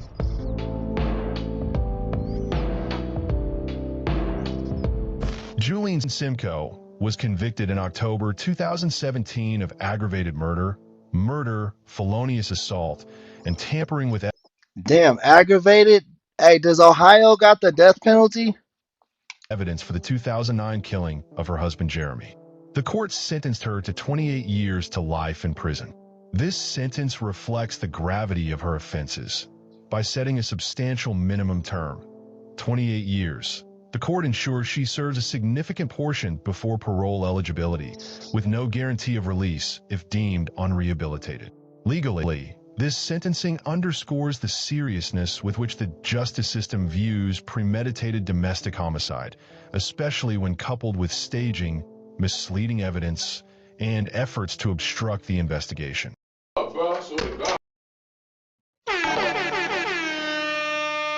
That horn was for the judgment. Those officers did their thug thizzle. They put that case together. Those first batch of detectives were terrible. I don't know how it took them 3 years to do that. Man, shout out my boy Jonathan, man, with the $5 super chat. Thank you for helping sponsoring today's episode. We got Vicky, we got Jonathan, we got Dose, and we got Monica, man. So thank you guys for being sponsors of today's episode. Really appreciate that, man. Really, really keeps the lights on, keeps the bills going, and keeps us on stream, man. If y'all don't know, that's what keeps us in extended viewing hours. That's what allows us to break out those 5-6 hour streams. You know what I'm saying? So thank you guys. Bro, but back to the case. I kind of feel bad for that lady. Like, I kind of feel bad for that lady because of the fact that man, she had that weird ass dad who abused her, and then her husband and her, like, that shit, I'm telling you, bro, it probably got to her, dog. Like, she, like, anytime dude wanted to have sex, she had to relive like that. You know what I'm saying? It wasn't like they were reliving her freaky days in college. Like, that's literal abuse, bro, from a father figure. And then you're playing the father figure to, like, do that. You know what I'm saying? Like, that's sick in your head, bro. That's sick in your head. She definitely could have got out of that marriage a different way. I'm sure if she divorced him and told, like, the courts what was going on, they probably would have gave her hella shit. Hey, be wise, welcome. You know what I'm saying? She would have destroyed him in divorce court. Like, I just don't get what took her to that. That's what I'm saying, bro. When you play with people's traumas, you never know what you're gonna get, dog. You never know. She probably didn't even plan that shit, bro. She probably just was like, man, I'm tired of this shit. And killed dude. And then that's why her plan was so bad. Cause it was all made up after the fact. You know? I don't know, bro. I don't know.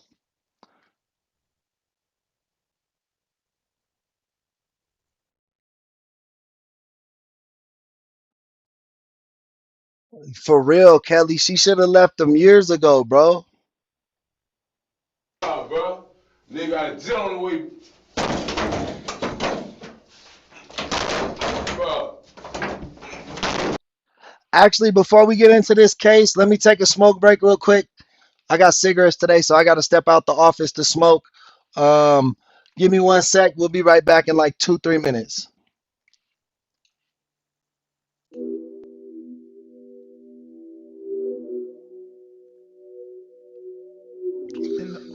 punches when you could throw two punches that sound like one. You could throw a punch, you can hear them. They were two, but they sound like fucking one punch. They all understand. Anybody that hears this understand art of fighting. They know what I'm saying. He threw two punches that sound like one.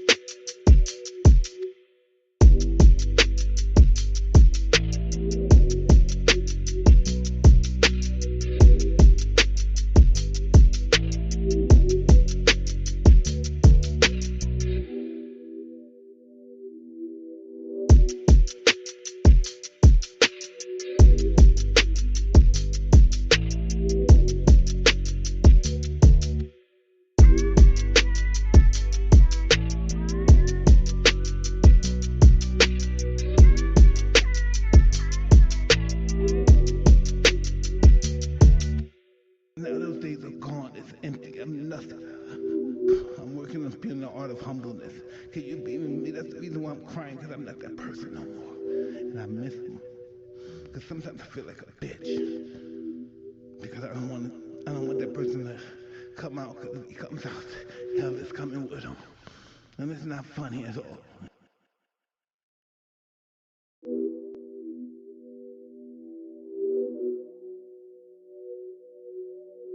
And the art of punches when you could throw two punches that sound like one. You could throw a punch, you can hear them. They were two, but they sound like fucking one punch. They all understand. Anybody that hears this understand art of fighting. They know what I'm saying. He threw two punches that sound like one.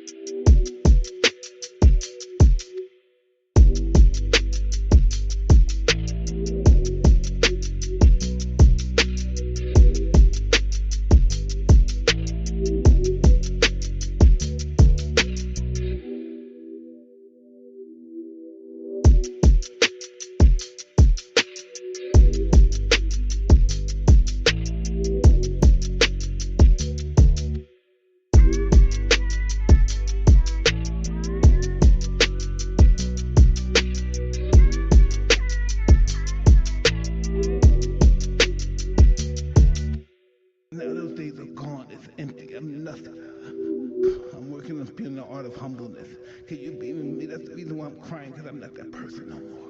And I miss him. Because sometimes I feel like a bitch. Because I don't want that person to come out, because if he comes out, hell is coming with him. And it's not funny at all.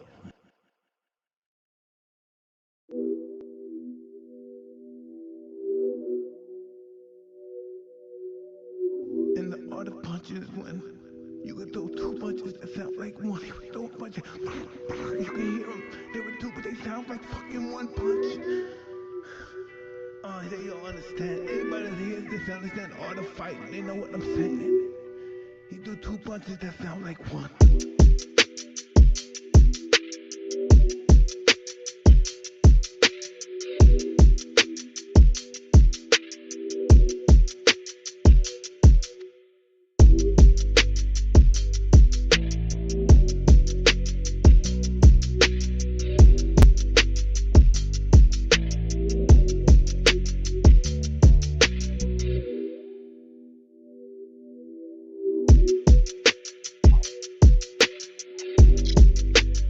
All right, we back. My apologies for the pause. And shout out Amy. Amy just sent in a $3 cash out, man. Appreciate that. Definitely appreciate the love, man. Helping sponsor today's episode. Don't matter if you got a penny or you got $100, man. It all matters. It all matters. So don't ever feel like, uh, I'm not gonna donate enough. Nah, man. Everything contributes. Everything helps. I appreciate all you guys, and I love everybody, man. Appreciate you so much. Thank you, Amy. Oh, God, bro! Orlando, Monday afternoon, December 12th, 2016. Weak sunlight filters through the trees as a man steps out of 7-Eleven with a pack of cigarettes. The street seems quiet, but a familiar figure is lurking nearby. Hello. Mr. Hayward. Shout out my boy Saltwater and Mrs. Salt Amy. That was from them. That's a tag team on the Cash App. Appreciate you guys. Hello. Wake up, man. Are you awake? I'll grab another chair. Yeah, grab one. Mr. Hayward, how are you? You want some water? Caleb. Yeah. Wake up. How you doing, my man? You doing all right?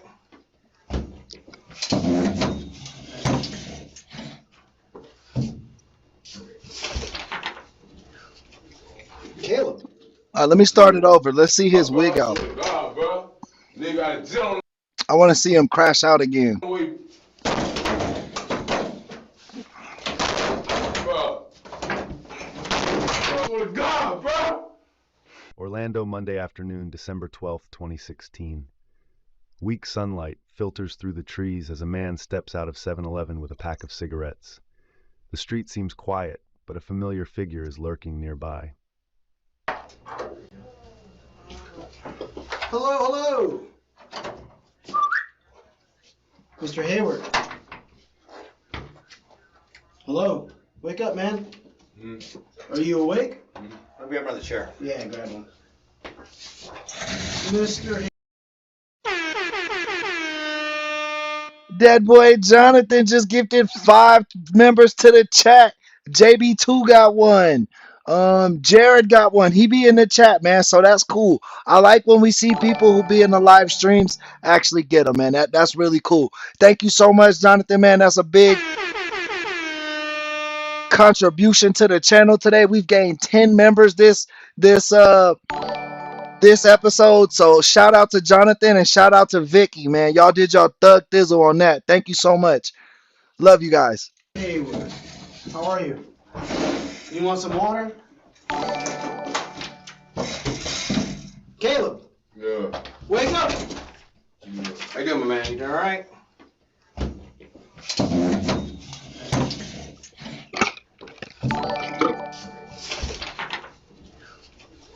Caleb. Yes, sir. Are you awake, man? I brought you some Do you water. feel like you're able to talk to me? You feel like you can understand me? Okay. So, are you Hey, on we're any gonna kind of take the cuffs off medication? you, okay? You gonna be all right? You're not gonna act silly, are you? Yes, sir. All right, man. like to hear.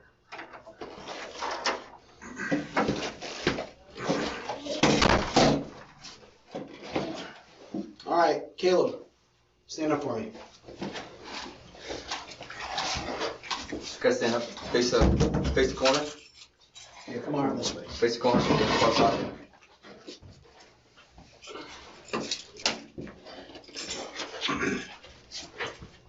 Dude, are you okay? Yeah. A little tired? Are you drunk or high? What's going on? Hey, shout out the community. I believe we're at 150 members now, man. We getting deeper and deeper every day, man. We're on the road to 10,000 subs, guys. So if you're new around here and you haven't subscribed yet, please do so. I'm tired, man. You not on any drugs? No. Okay. Suddenly, a silver revolver flashes in the light. His heart races, hands trembling.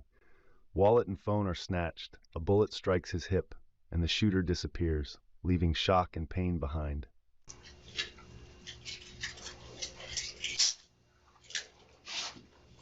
Put your hands on the wall for me. Your left arm on the wall.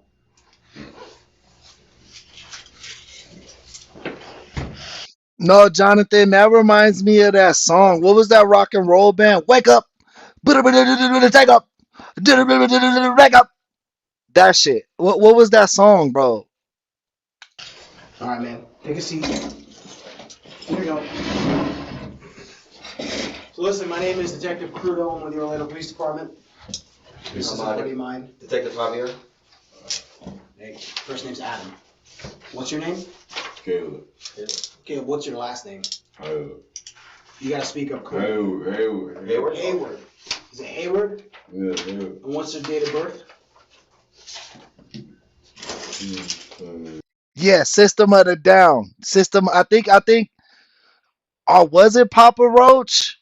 I think it was System of the Down. Yeah, Dose got it right. Hey, look at me. Speak up. What's your date of birth? 29. I love you back, Monica. 10 what? Here. You want Drink some water? Yo! Yeah. Drink some water. You want some water? Yeah. You asked for some water. Are you gonna hold it or are you gonna spill it? No, Two hands. You think he faded or like has a brain injury or something? He seems like real sedated, right?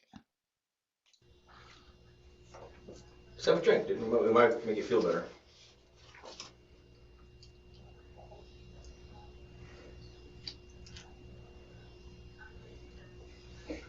There you go. Why he taking a waterfall, bro? That's your bottle.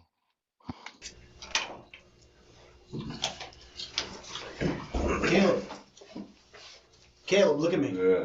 I need you to be awake for this, okay? Yes, sir. This is important while we're here. All right, So wake up. I'm listening. Are you sure you're not high or anything like that? Okay. Can you do me a favor? Raise up your right hand for me. Do you solemnly swear or affirm that the testimony you shall give in this? Hey, Shelly, welcome back, love. Yeah, and also make sure you go into your settings and that you have gifts on, that you can receive gifts. Like if you have your profile private, you won't get a gifted membership. This case shall be the truth, the whole truth, and nothing but the truth. That's YouTube's policy, not mine. You swear? Sure. Okay. So before I get started, today's date is December 13th, 2014. 2016. And the time is about 16:20 hours. We're in CID interview number. Bro, what year is this? Bro got some basketball shorts on under his jeans. That was like some shit I used to do as a kid in case a basketball game or a football game broke out. Like you always had your shorts on so you could come out your pants and run around and play, bro. Dude, but that was when I was like 14, 15, bruh. 6. All right. Caleb, wake up, man. Stay with me here. Do you have any idea why you're here? No. No. Okay, are you interested to know why you're here? Are you sure? So you gotta try to stay awake and talk to me. Okay, so what's going on? Huh? What's going on? Well, that's what I'm trying to talk to you about. But if you keep falling asleep and nodding off, Alright, we're not gonna have this conversation. Bro. Okay. Look at me. I'm gonna read you your rights. You ever had your rights read to you? Okay. What up, Cody? Welcome to the chat. You have the right to remain silent. Do you understand? You gotta say yes or no. Yes. Anything you say may be used against you in court. Do you understand? You said the case was 2016, Crafty? Thank you. Is that a yes? Yes. You have the right to talk to a lawyer before.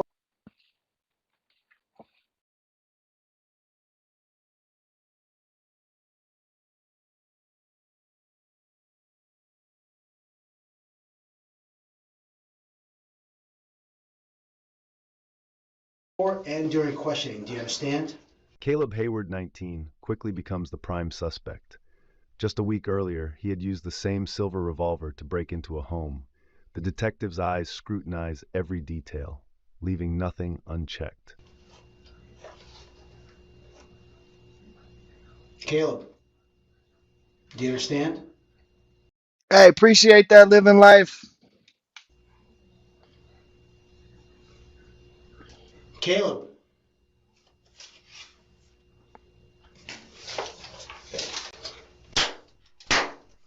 Caleb, you want to talk or not? I do. Okay, so stay awake. Okay, Answer the man's so question so we move along. I'm reading you your rights. Listen to the man so we understand. Stop falling asleep. Alright, come on. Maybe I got time to play that game. Bro, I need to go home, bro. All right, well, listen to what we got to tell you. Then we'll move along. We're going to start over. You have the right to remain silent. Do you understand?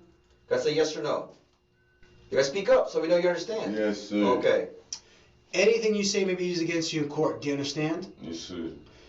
You have the right to talk to a lawyer before and during questioning. Do you understand? Yes, sir. If you cannot afford a lawyer and want one will be provided for you before questioning without charge. Do you understand? That's what I'm trying to do. Do you understand? Yes or no? Yes, yes. Okay. Has anyone threatened you or promised you anything to get you to talk to me? Yes, sir. No. Okay. You're shaking your head no. Yes, sir. Okay. You haven't been threatened. Yeah. Okay.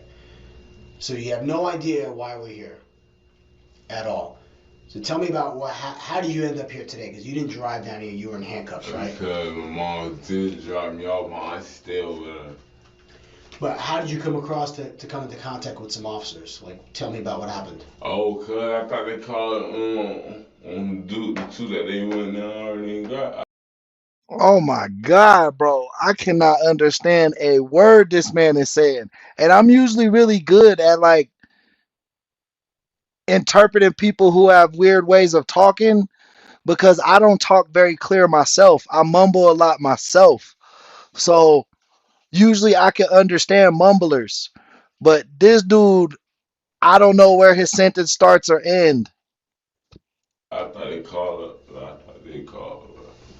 You thought that they called? Yeah, I just did like, man, I ain't got nothing no shit. I'm just explaining to them what happened with my little sister. Okay. What's your history like? You ever been in trouble before? What kind of trouble you been in? Burglaries. What is it? Burglaries.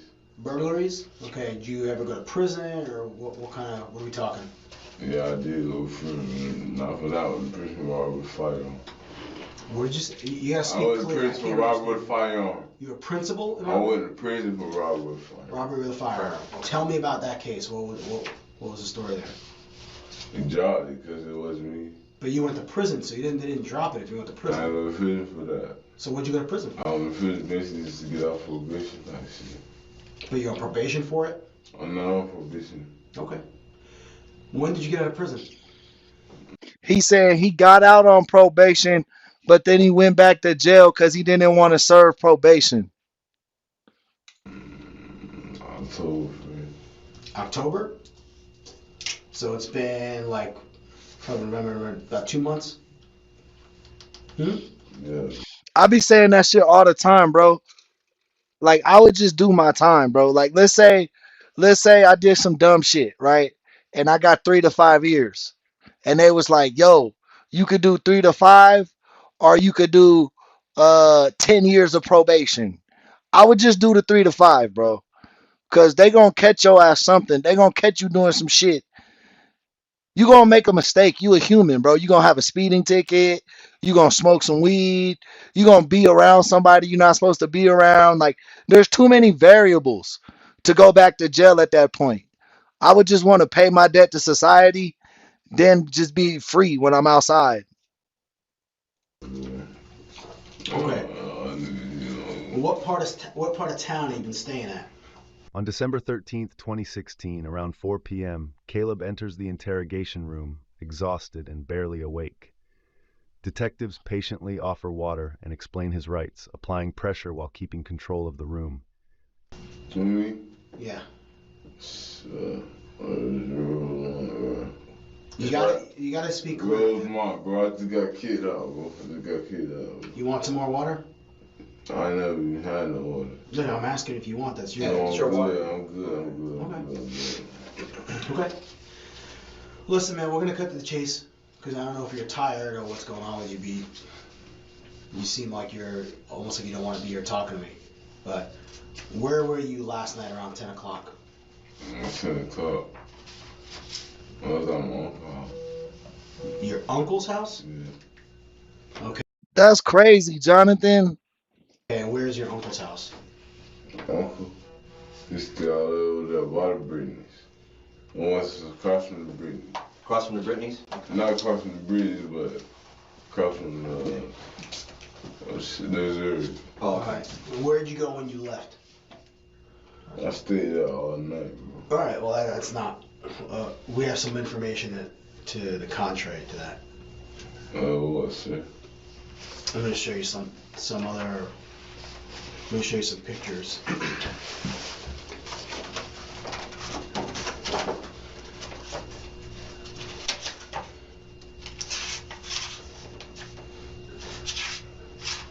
Yeah, don't fall asleep now. No, bro. No, it's a challenge. I know, sir. I'm just trying to do right, bro. I'm trying to do right.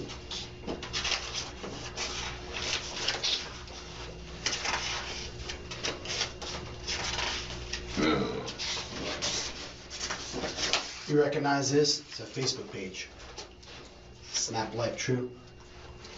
I was told it's your page. I didn't know my page. Alright, your name and your phone is connected to that page. Your name's actually right there, Caleb.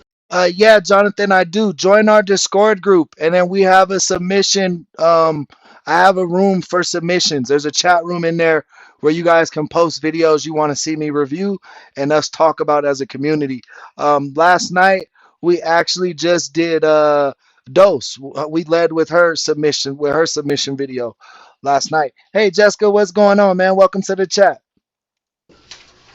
Right in the URL. And your phone number comes back to that page as well. Hey guys, if you're new around here, remember, we're on the road to 10K. So please hit that subscribe button. We need every subscriber. Every subscriber matters. Yeah, that's what's signed in on my phone.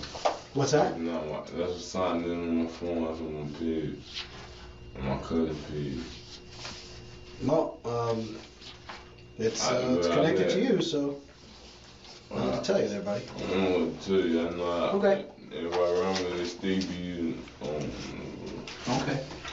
Well, here's the thing. So last night, there was a guy on Rosewood Way walking from the 7-Eleven, walking along Rosewood, but kind of near the bus stops there. There's 4 bus stops. You know what I'm talking about? Yeah. Right, he was over in the grass, and he said that you guys spoke for a little bit. You remember meeting him? I can show you a picture of him. That'll help you.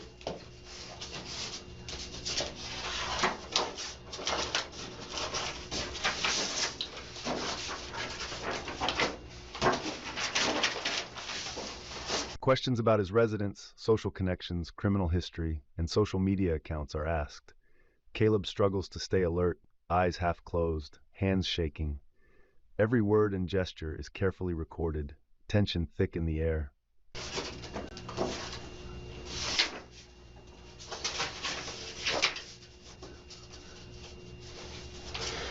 Remember seeing that guy last night? Bro, I had to turn on closed caption. He remembers you. I'm a dog. I ain't see what I do. What do you know about him? I'm a dog. I know him from about shelter type shit. What's his name? I You said he's your dog? Yes, I know. Okay, look, I know what that means. He was my homeboy, but I know him for a long time. How long is a long time? 2, 3 years. So when you say you've known him for a long time, you say that like you guys have hung out before? I know him, like, you know how you leave school, you come and go, what's up, let's go to the park. Right. You know, And so obviously you guys have talked, friendly conversations. You ever have any beef with him or anything? Okay. And you said it's been a couple years you know him? Bro robbed and shot somebody he knew casually in passing for years. He gonna identify your ass off the top, bro. That's dumb as hell. I asked him probably like 2 weeks ago. The last time you saw him was 2 weeks ago? Okay, but the first time you met him was a couple years ago. Yeah. Okay. All in that area, that part of town? Yeah, right now. So do you remember seeing him last night? No. I seen him all that night. It was too much. Okay, well, here's the thing. Last night, he went to the hospital, and he swears, as a matter of fact, that you robbed him at gunpoint. Yeah. With that gun right there. And a matter of fact, he was actually shot in the hip. He's okay. He's gonna be fine. But this is why we're here. Damn, that's good to get shot in the hip in terms of like there's no vital organs right there. But bro, he gonna be fucked up. Them people with back and hip injuries, like that shit is for life. Like a hip injury is what fucked up Bo Jackson, bro. Bo Jackson, greatest athlete ever, some say. Hip injury took him out. So here's the thing, you're shaking your head, and what you need to think about is, you just told me that you've known that guy for a couple of years, you know him from around the neighborhood, that kind of thing, which actually, that helps his case, because it actually means that he would have no problem picking you out, because I showed him a photo lineup, like 6 pictures, and he picked you out immediately. As soon as he saw you, he was like, boom, that's the guy right there. Shot him in the hip, took his wallet, took his phone. So what I'm trying to find out from you is, I don't have a doubt that you're the one who did it. I know you did. What I want to know is, he told me, and this is G shit, this is truth. He said he'd never met you before. He said he kind of recognized you from the neighborhood, but not like he knew you. So here's what I want to know. Was it an argument that started? Did he pull a gun on you and you defended yourself and you shot him, and that's what this is about? But I need to get your side of the story, because right now all I got is his saying, "Hey man, Caleb shot me in the hip, took my wallet, took my iPhone, not his iPhone, it was an LG phone, and took off with it." Yeah. Photo lineups, social media evidence, and the victim's account of being robbed and shot in the hip are presented. Caleb faces the truth. Was this a deliberate robbery or an accident? Every moment is tense, forcing him to respond. With LG's phone, bro, I don't know nothing about none of that, bro. That's real. I don't know nothing about this. Is there any way you could work on helping me get his phone back or the wallet? I don't lie. What kind of phone is it? It's an LG. You didn't know the brand, but an LG. Everybody got a type of LG. I ain't gonna lie, What are you gonna say? Bro stole his Medicare phone. You know that phone they give you for being on Medicare, or like the free smartphones they give people. He stole one of those. Bro, I know people, bro. You feel me? You know people? Bandana Dan, welcome to the chat. You are now a member. Thanks to who bought that yours? I believe that was Jonathan. Jonathan got you a free membership, man. He purchased 5 memberships to the community, and YouTube chose you, Bandana Dan. So welcome to the team, my brother. Oh, I don't know what that means. I know. Roxanne, what's good? Discord will be in the link of the video. It's in the description of this video, our Discord link. Around that area that be doing stuff like that, you feel me? Okay, but look. Yeah, Vic bought 5 too, but I think Bandana Dan's came up when from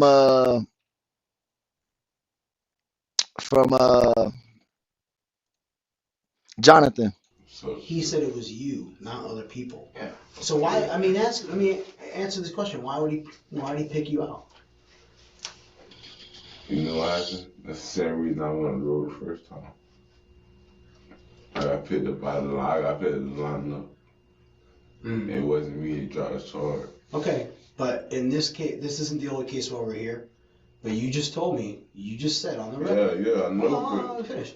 You just said on the record that you known that guy for several years, seen him a bunch of times. If that's what you're telling me, the idea that he mistakenly picked you out. Welcome to the chat, Roxanne. That doesn't add up because it's not two random people that never seen each other. You've seen him a bunch of times.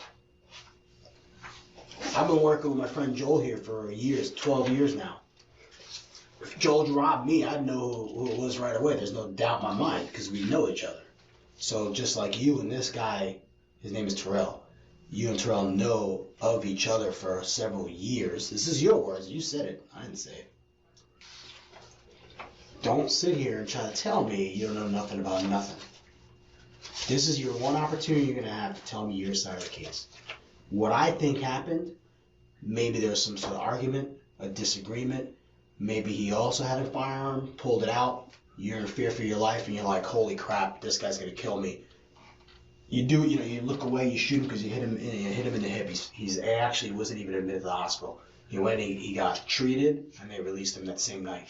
So if that's what happened, we can get your side of the story out. But if we don't have that from you, if you sit there and want to tell me you don't know nothing about nothing, jury's going to hear what you said. Yeah, I known that guy for several years, so on, whatever. They're going to go, okay, he's saying he knows the guy. Well, then it's not an Yo, Dr. Duct Tape, welcome to the crew, man. Welcome to the chat. unknown person. It's not a random person he's ever seen. So this is your chance to try to get your side of the story out. I don't know nothing about none of that. You still want to stick to that? Yeah. I don't really know what the fool talking about, bro. I got family situations coming up. In the interrogation room, Caleb faces mounting pressure. Admit or stay silent. Detectives explain the victim has known him for years, which could completely undermine any claim of, I don't know anything. I like your wordsmith to help keep the chat rate up. Well, I mean, how can you explain, like, think about it this way. So picture, like, when we're done here, right? Yes, sir. Whatever paperwork we've done, I have several files here. Detective Javier's got his paperwork as well. We send it all down to the courthouse. It gets down there. Several months go by, however long it is. You're meanwhile sitting in jail waiting, right? Eventually, as it makes its way, these files make their way around. A lot of people are going to read them, right? Like this attorney's going to read them and judges and stuff like that, right? Yeah. Eventually, like when enough people look at it, what do you think the average person is going to say when they read everything and they go, okay, Mr. Hayward admits that he's known this guy for a couple of years, seen him around the neighborhood plenty of times, they've talked and hung out and whatnot. And then this guy, his name is Radford, Mr. Radford. Right, Mr. Radford says, yeah, I was walking and this guy freaking Caleb pulls a gun on me, takes my stuff, shoots me and runs away. You think that they're going to believe you if you just go, that wasn't me? Police in this department's over, they say around the time. I'm sorry, you got to speak clear. They said, bro, the whole time police was over in the next section of the park. What are you talking about? Police were there when yesterday? When that went down, yeah. So where were you? I was ducked off. Where were you? Ducked off. The apartment's across from Missouri. How would you know if there were police out there? Because somebody already said it, bro. They said don't go out there, bro. Too much police out there. Still not adding up, man. I ain't gonna lie, sir. I don't know what to tell you, sir. You gonna tell me what happened? I don't know nothing, sir. Alright. What about, let me ask you, I'm gonna show you another picture of somebody. This guy says that you know him. He runs a little recording studio out of his apartment there, right in that area. Yeah. This guy here, you ever seen him before? Alright, because he says he's known you for a long time as well. Last week on the 6th, which I think was Monday night, Tuesday morning, early Tuesday morning, he said that it was you and 3 other guys with different street names. He said your street name is Glow. Yeah. And another guy named Hop, or Boss. Is it Boss? Went to his apartment, basically held 2 people at gunpoint, shot them, took all their recording equipment. But it's the same thing. Here's the thing. He told me both those, there's 2 victims in that case from last week. Caleb hears about the legal process ahead. Files will reach the courthouse, many people will review them, and evidence shows the victim claims he was shot and robbed. There's no turning back. Tension grips every second. Even better. And then it's you. They're able to provide your phone numbers. They have your phone number in their phones. Not get on I say, bro. My brother, they always be messing with my phone. All right. I don't want my look, bro. I don't want my brother got nothing to do. This don't got nothing to do with him. It really don't got nothing to do with me. Oh, it's got nothing to do with him. It's got something to do with you. What? Bro, listen, bro. So what's going on? He low-key dry snitching on his brother with that shit, though. Even though he said, my brother don't got nothing to do with this. If you saying that your brother is calling the dude you robbed from your phone, like, it's obvious y'all know each other, bro. Like, you think he set him up to, like, hey, I'm gonna sell him some weed or something, and then just robbed him at the 7-Eleven? But then dude started, like, not listening to the robbery, so he shot him in the hip, like, during the struggle. That's kind of what I'm getting. Like, he tricked dude to meet up with him and robbed him. Detective Javier has something to talk to you about. Yeah, Caleb, I'm following up on something that happened back on the December the 3rd over at the Village Springs apartment, right down the street there, Center Lane. Apparently you met a gentleman at a bus stop back on November 23rd, and you and him struck up somewhat of a, Hey, Jonathan, did you get in the Discord okay? Let me know. If so, say something in there so we can know you're in there. The Discord link is in the description of this video. If it's not working, let me know and we'll try to help you out. casual conversation, relationship, and you set up to meet on the 3rd with his 2 roommates. They also had your phone number on their phone. The one that I even called it, and I know you answered the phone. Remember that? 2 days ago? I talked to your grandmother and your mom. Oh, yeah, that was. Yeah, that was you. You said your name was Steve. So, Caleb struggled to recall details. Quinn and his roommate had known him. Phone records and social media confirmed the victim's statements, pressing him to give his account. and the guy that said that you told this guy, last name is Sean, so you referred to yourself as Steve as well. That's him. Remember him?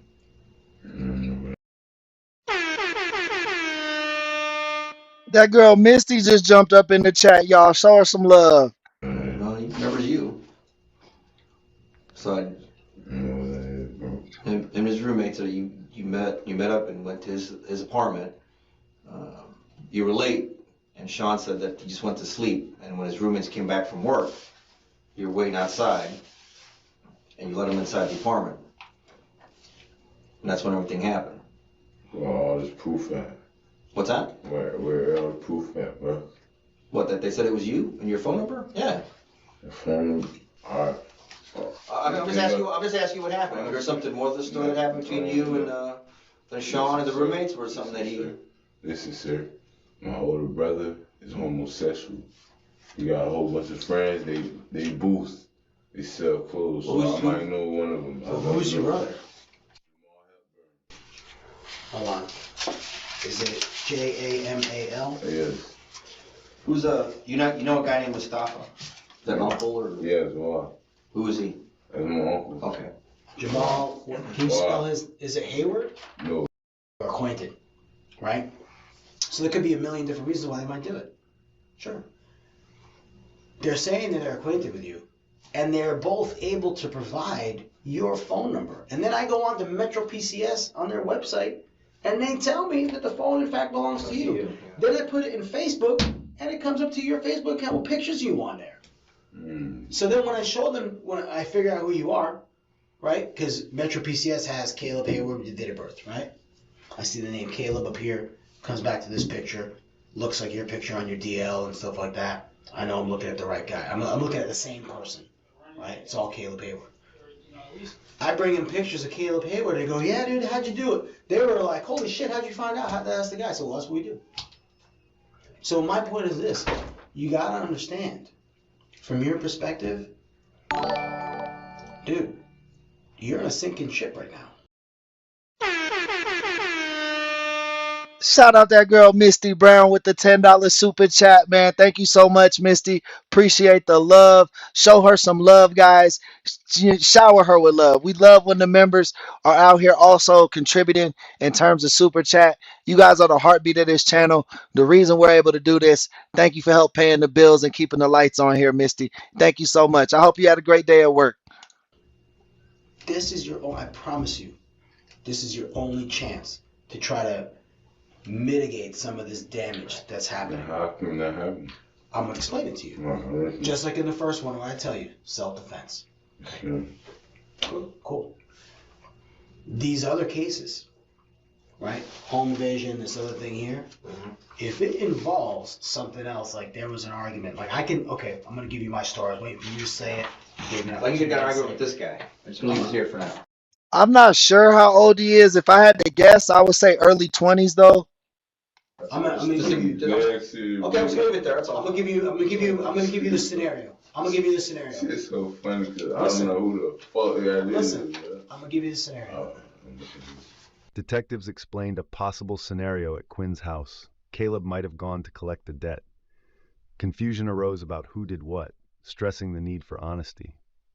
You go over to 19, yeah, that sounds about right. He look older than that though. He got an old man face. Hey, Philip, welcome to the chat. Quinn's house. You sure you never seen Quinn? Never seen him before. You go over to Quinn's house, and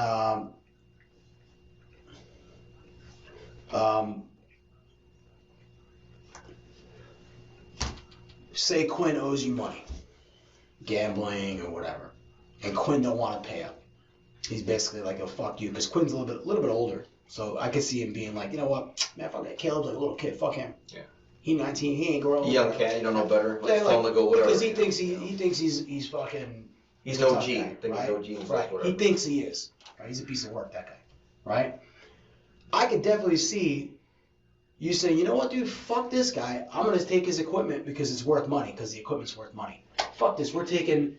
I don't know what the devices are, like equalizers and recording equipment, whatever, you know, we're going to take the stuff because you could probably sell it or pawn it or whatever it is. He don't know the freaking serial numbers for all that stuff.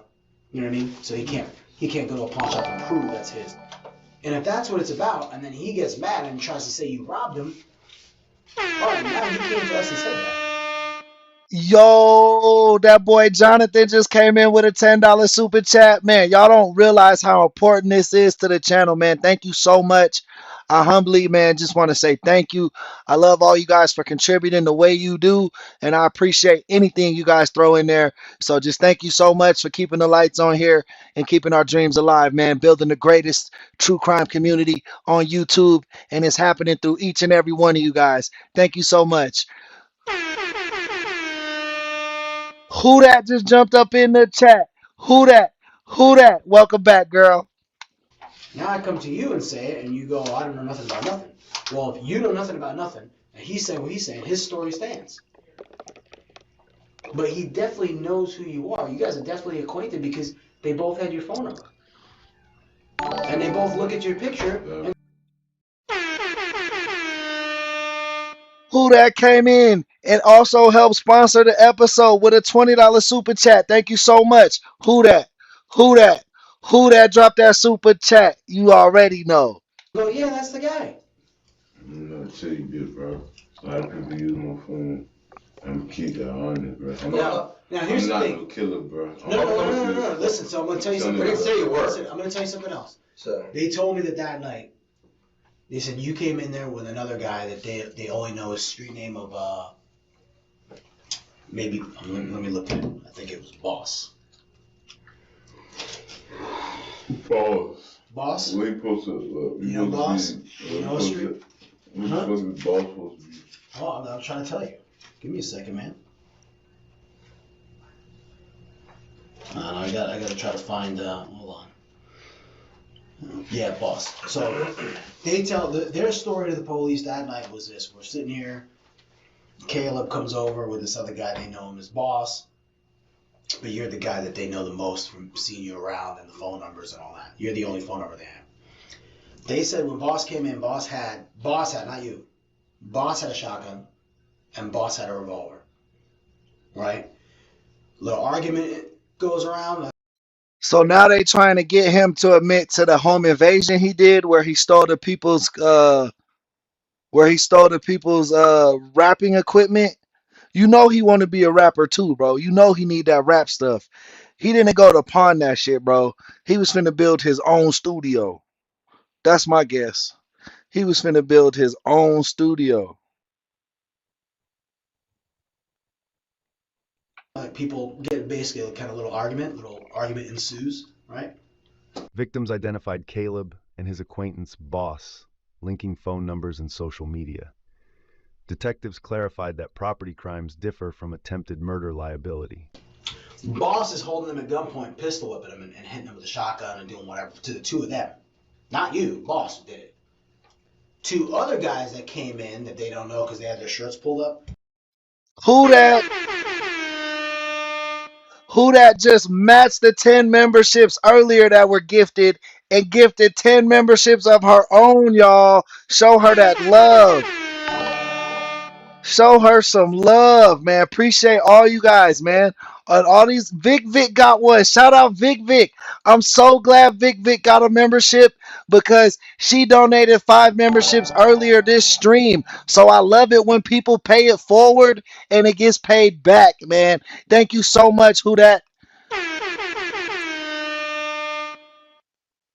We're taking all their equipment out. And then Boss shoots them. In that case, if that's what happened, you ain't on the hook for attempted murder. You want to talk about taking property or whatever, we can talk about it. That's a property crime. I ain't worried about no property. We're robbery detectives. Yes, sir. Attempted murder is some serious shit. Yes, sir. So what I want to know is, do you know what the hell I'm talking about? Because you tell me, no, I don't know what you're talking about. It's like I feel like I'm doing this. I'm just talking on the wall. And Well, what if I'm being dead serious, though? But what you're saying, for you to tell me that you're being dead serious doesn't add up because they are telling me, and they were able to provide evidence, the phone numbers, your phone number, in their phone. One guy knew it. The guy, this guy, Leroy. Leroy knew your phone number. I got you. Right? The other guy goes. That's what it does, be wise. But I think some people just don't have the ability to receive gifts. Like they have that. I think you have to have your subscriptions public, and you have to have the availability receiving gifts on. If you don't turn on receiving gifts and you don't have your subscriptions public, you're not eligible for gifted memberships.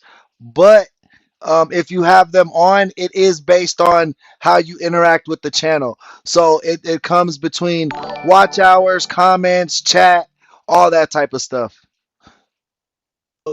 I've only been living here since the It seems random, but it's not random. I actually looked it up to make sure. end of October with Leroy as his roommate. But one time I let Caleb borrow my phone. He didn't know your name, but he's like, I let that guy borrow my phone. He called his phone from mine to try to look for it. We had his phone we had that guy's phone in evidence. He gave me permission. He signed a consent to search form. I have it in here. I can show it to you. I went over to the property admin section over there, plugged in his phone to the charger, got it some juice, turned it on. He gave me the passcode. Boop, boop, boop, boop. I go to the call log, and there's the same number that Leroy provided to you. So everything made sense. It was like bam, bam, bam. Yo, what up, Snoopy? Welcome back, friend. How close are we to 10K? We're at 5,300 now. We have 5,300 subscriptions. 5311, 5,311. So we got to get to 6K before we could get to 10K, y'all. So definitely every subscriber matters. Please hit that subscribe button if you haven't already, because we're on the road to 10K, guys. Punch it into Facebook, come up with the first name, Caleb. These pictures, you already said that was you. I go to Metro PCS because that's the cell phone provider. You know, let me ask you something. Let me ask you a question. For cops, how much time do you think it takes me, if I have just a phone number, 407-123-4569, how long do you think it takes me to figure out who the provider, the service provider is? Like, is it Metro? Is it Verizon? How long? Who that just gifted another 10 members to the chat?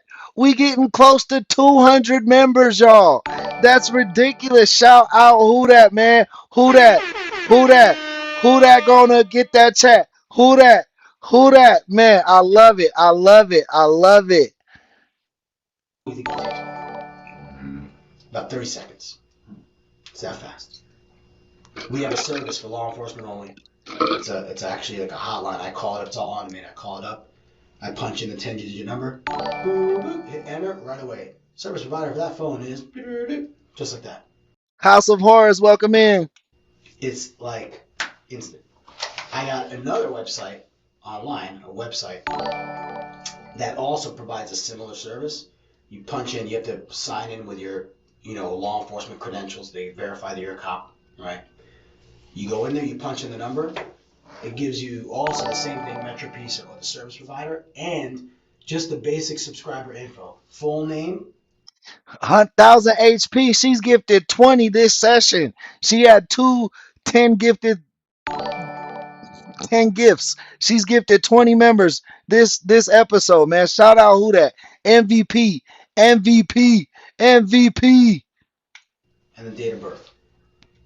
That takes me, as long as it takes me, as fast as I can type. Caleb's phone activity confirmed his connection.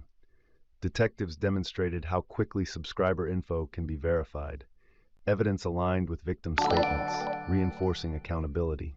As fast as I can type, I hit enter. And then the speed of light that goes through the internet, however the internet works, the information bounces off some satellites and some servers somewhere, whatever the hell it does. And instantaneously, just like this. You see how fast it? Boom. Comes up. Boom. Caleb Hayward, date of birth. Caleb right there. I look at hold on. I look at your picture. I can see your picture. Huh? Oh yeah, I have it here. I look at the picture. Hey, Marissa. I love when people are in the live stream and they actually receive it. Shout out Marissa, man. Long time subscriber. Good to see her get the membership, man. Thank you for spreading the love, who that. You are the MVP. And there you are, right? I show that to your photo to these guys, and they're like, yeah, dude, that's the guy. Holy shit, how'd you get him, Crudo? I'm like, man, it's the freaking magic of the internet. I don't know what to tell you. But everything they're saying adds up. But I can see if there's more to that story. Somebody else shot him. It wasn't you. Okay. Maybe they owed you money. They weren't paying up on some debt that they had for gambling or whatever it is. Okay.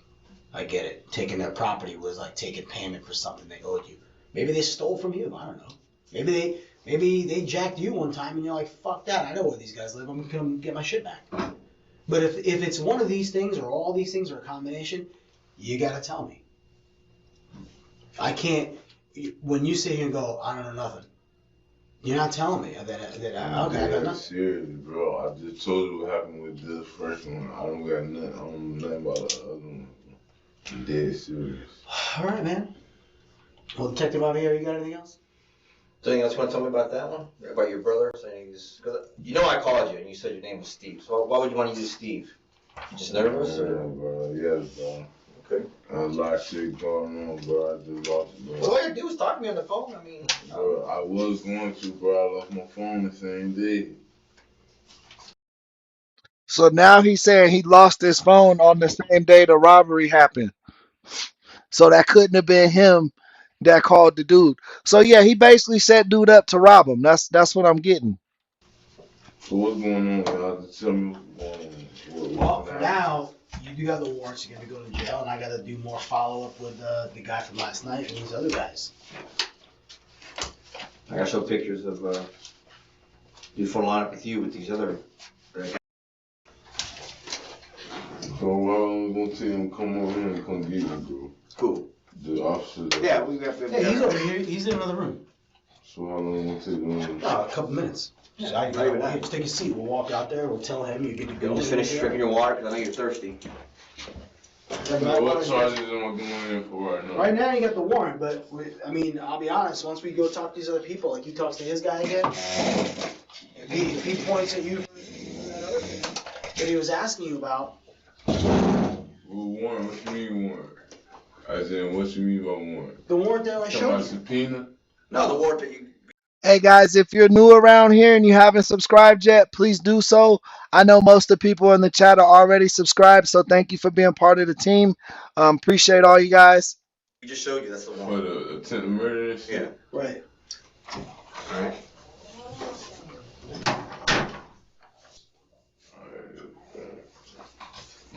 What's up? Fuck all that. Fuck all that. What are you talking about? I can't get over the basketball shorts underneath the pants, bro. Like, that shit is wild to me. What's up, Caleb? Hey, what's up, bro? I'm ready to go, bro. Say again? I'm ready to go. Alright, man. We just gotta wait a couple more days. What? Huh? Couple more minutes. Hey, I need to eat, bro. I need something to eat, bro. I cooperated. Come on now. Nigga hungry, bro. I ain't eat all fucking day, dog. Well, I'm glad you like it, Roxanne. You could definitely do the super chat methods. We got gifts, or if it's simpler for you and you wanted to contribute, you could always use Cash App or Venmo if you are familiar with those type of things. Shout out Dana Thompson, cause she just sent me that. She just sent me that ice cream sundae. I gotta eat it up. I gotta eat it up. Thank you for the jewels, Dana. Caleb faced the reality of the arrest warrant. Detectives prepared him for transport, emphasized continued cooperation, and noted the investigation would include witness follow-ups.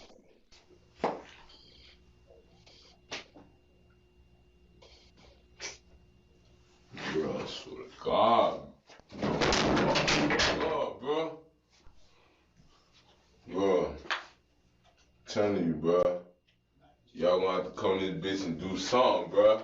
For real, bro. I swear to God, bro. Bro, I'm dead ass, bro. No, I'm saying 1000 HP. I used to do that shit too when I was like 15. But when I was like 19, 20, bro, I wasn't looking for a random basketball game outside. You feel me? Bro, I'm hungry, bro. Welcome, Data, to the chat, y'all. We love when the members show up to the live stream. Bro, I need something to eat, bro. Yeah, just say something, I don't care about nothing, bro. Y'all already got me in here fucked up, bro. I got a jit on the way, bro. Y'all trying to send me back to prison, bro. Y'all already got me fucked up, bro. You want to take a real, seat, bro? You can take a seat? Bro, no. Take a seat, Do what y'all gotta do, bro. I don't care. Tase me, bro. Shoot me. I don't give a fuck no more, bro. Do what y'all gotta do, bro. For real, bro. Y'all got me fucked up, bro. I swear to God, bro. Nigga got a jet on the way. Bro. Bro, I swear to God, bro. Y'all got me fucked up. Nicole sending in the $5 super chat, man. Y'all really tearing it up today, man. Thank y'all so much, man. Thank y'all for keeping the lights on here, making sure we can bring you this heat content every day. And y'all are the heartbeat of this channel. Thank you so much for your contribution, Nicole. Bro, I swear to God, bro.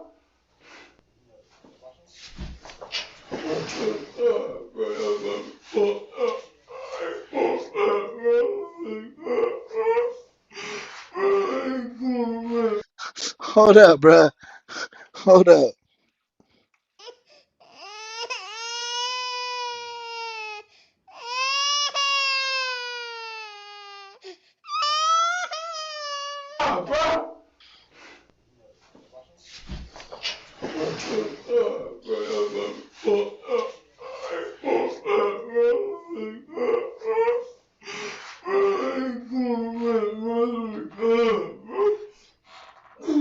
Bruh said, I ain't going because of a gun. Yeah, you going, bruh. You going.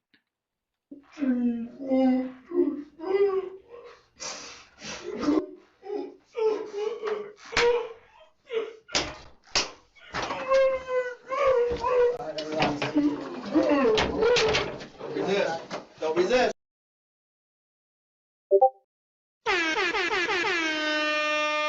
Shout out Jay Rocker. Welcome to the chat. Well, you know we like when the members show up to the live stream. No, bro. Don't resist. No, bro. I need more, bro. I want to see my dick, bro.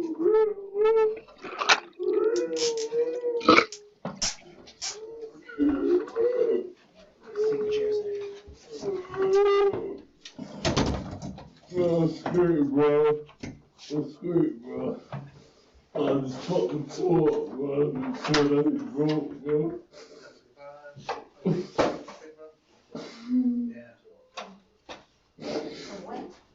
Last night, early this morning. You ain't never lied, who that? Bro, I see my shit, bro.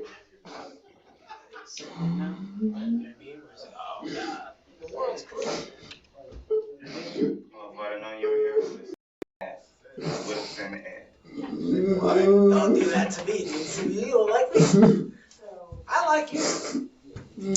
Hey, Caleb. Listen, man. Caleb, listen to me. Caleb. What's up, bro? You want to get out of here? Yeah, bro. Can you work with me and stand up? I'm a too fair bro. Hey, sit up, man. Sit up. I'm gonna help you. Sit up. What you want to see, bro? What'd you do I to your just got shirt? out of prison, bro. All I want to do is see my dick, bro. That's it, bro. Y'all keep on down my phone and then, bro. I ain't do shit, bro. I don't see my dick, bro. Listen, Real, bro. Caleb is panicked, fearing he'll be sent back to prison. He asks for food and cooperates with police to get out, but remains tense, constantly mentioning family and his phone. Caleb, we're gonna get you out of here. We gotta get you to the jail to get processed, okay? Don't make things worse.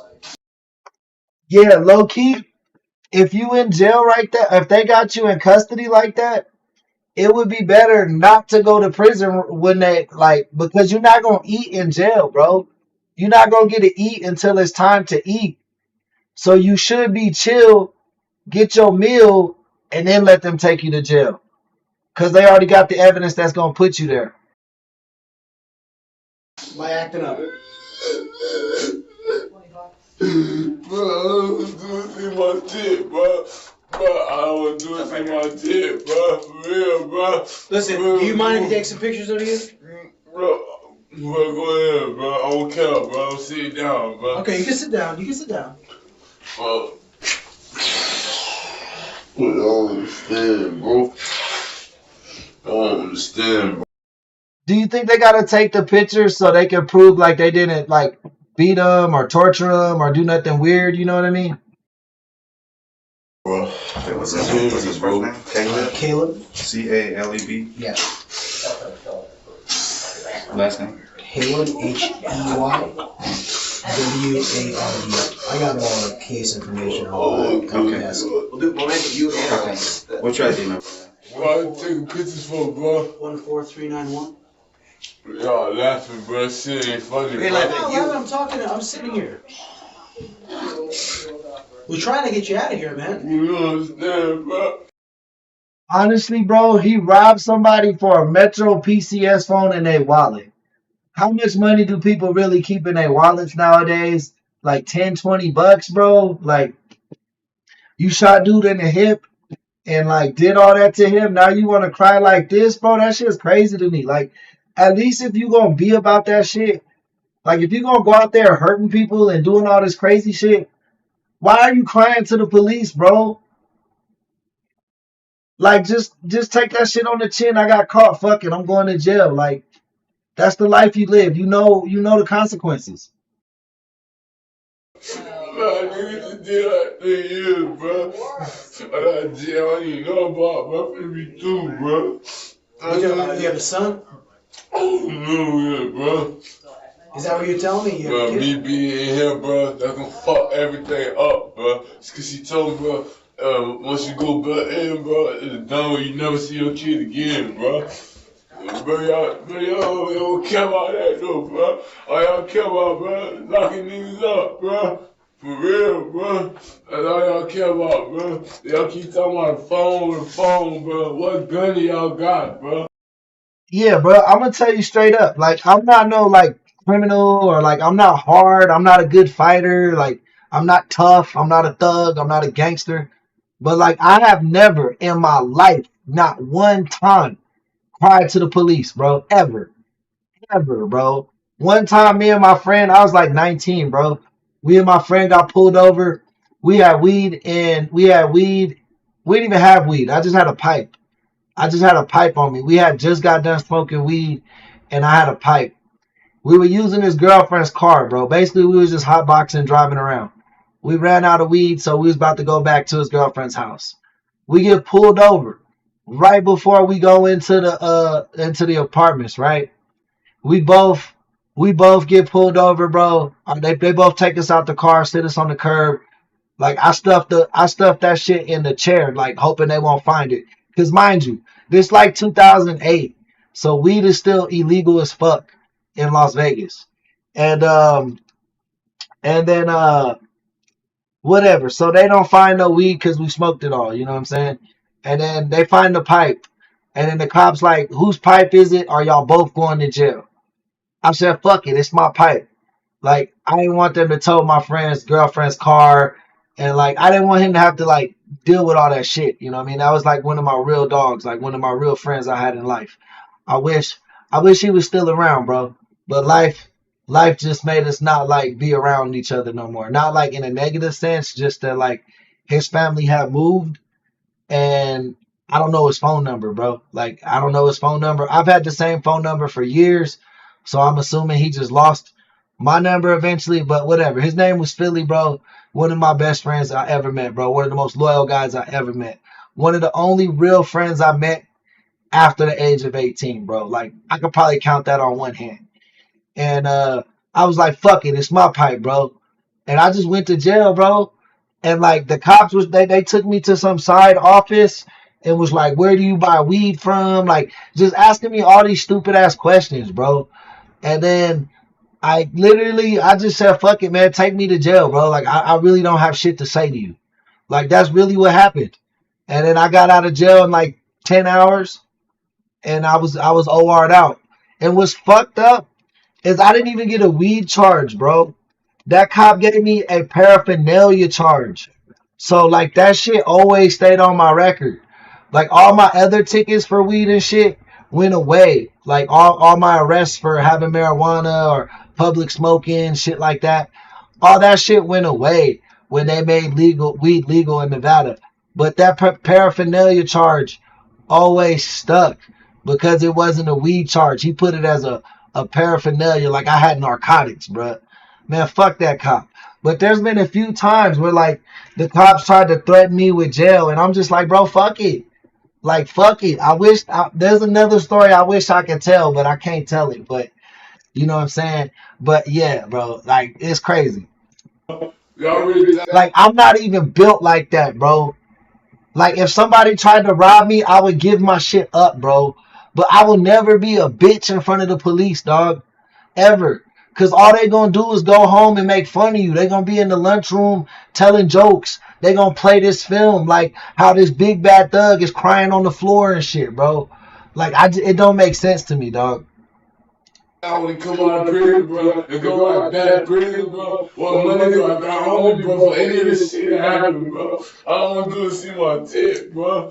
Yeah, bro. But I ain't never cried, bro. But I do want to see my, bro.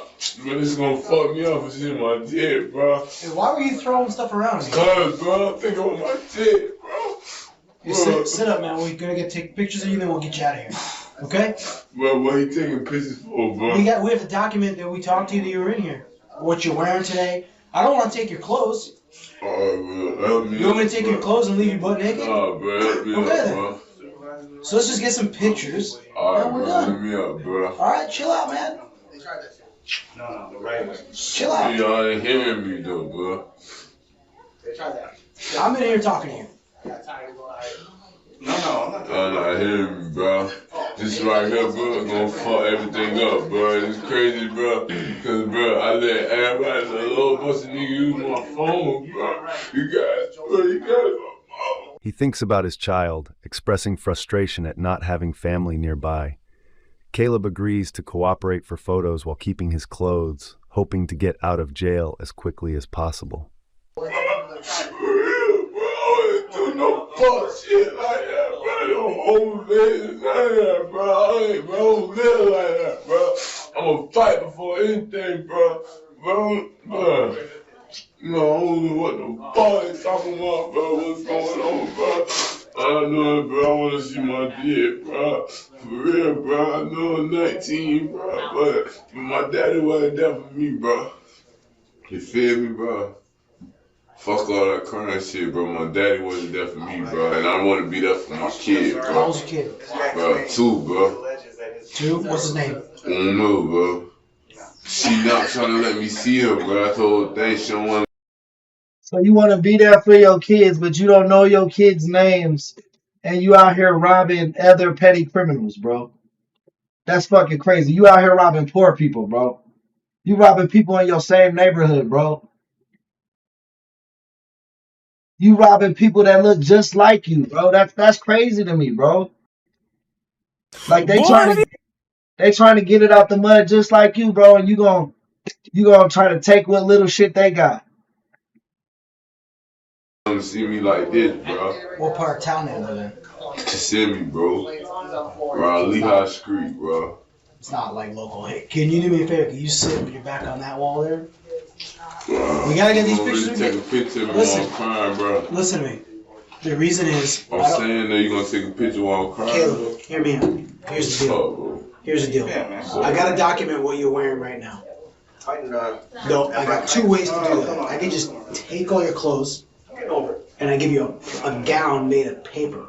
Alright, bro. Or you cooperate. I take some pictures. And then we document it with photos, and you can walk out with your clothes, your shoes, your pants. I'm dead, bro. I'm going to jail, But bro. would you not rather have that, the pictures? You right, bro. Okay, so that's all this is. You ain't got nothing to eat from me, bro, or something, bro. I can look around, but we gotta do. I got my own money on my property, bro. What's up, bro? All right, we're ready to take the pictures. My mom just gave me $10, bro. Bro, don't take a picture while I'm crying, bro. All right. He got $10 on him. What I say? He probably stole off that dude, bro. $10. That's the same $10 from the robbery. All right, well, hey, we're gonna take some other pictures. Then you don't look at. You ain't crying right now. You look all right. You want to stand up? Yeah, I'm gonna stand up, bro. Want me to help you? Yeah. Bring your feet in. Just in the paper, yeah, stand up right here. Just stand up straight, Caleb. Just take a couple of pictures for you. Hey, you gotta stand straight. You gotta stand straight. I don't want to take it close.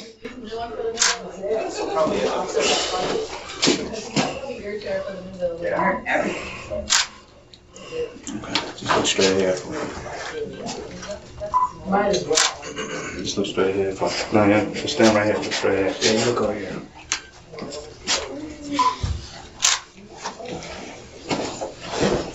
Just slide one step that way for me. There you go.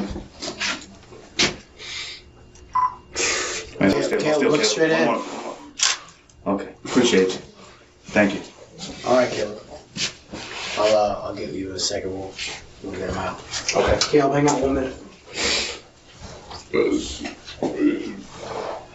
Is the signal for you? Yeah. Police guide Caleb through the process. Stand straight, take photos from multiple angles, stay calm. Caleb gradually cooperates, preparing to complete the procedure and leave the jail.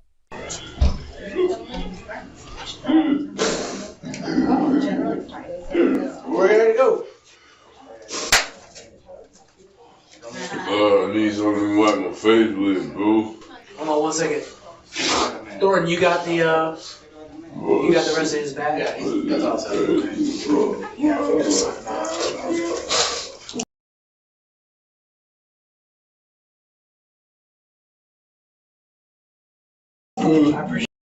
Hey, 8 light years. Welcome to the chat, my boy. Maybe you should be his lawyer. Maybe you could get him out of this. That's it, bro. That's it, bro. Oh.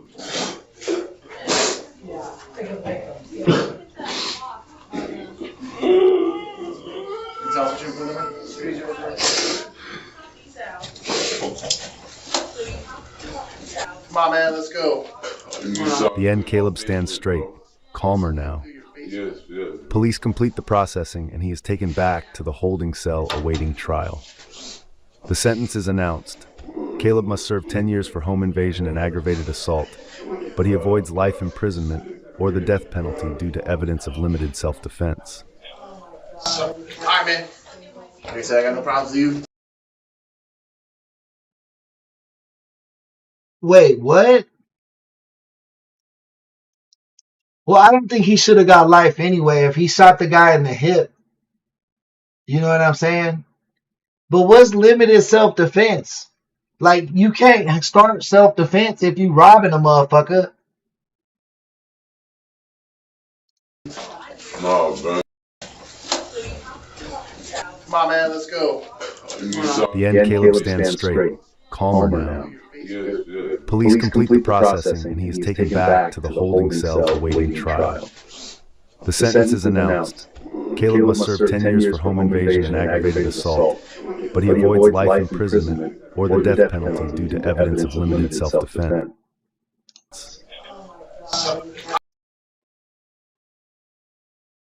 He got 25. It say he did 10. Oh, Wordsmith saying he got 25 years. All right, man. Like I said, I got no problems with you. No, bro.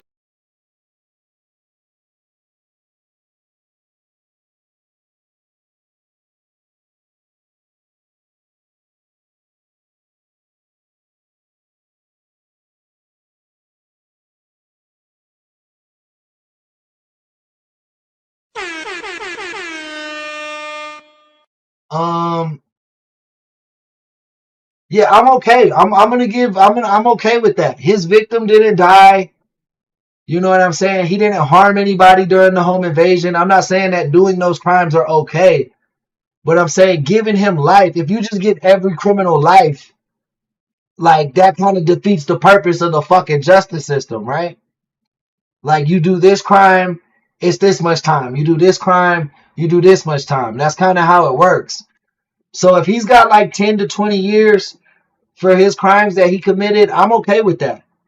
I think that's adequate for what he did. Luckily, like his victims didn't die and he didn't really steal anything too valuable. To me, more than anything, he's just a dumbass.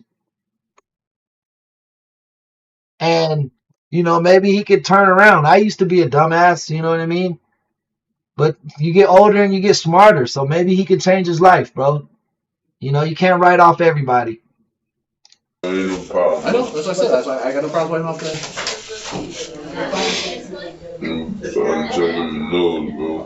I'm not gonna let you blow it because I'm not gonna get hit for stop, but I'll get you to wipe it. Stand up. All right. On June 23rd, 2025, police were called to Tampa International Airport.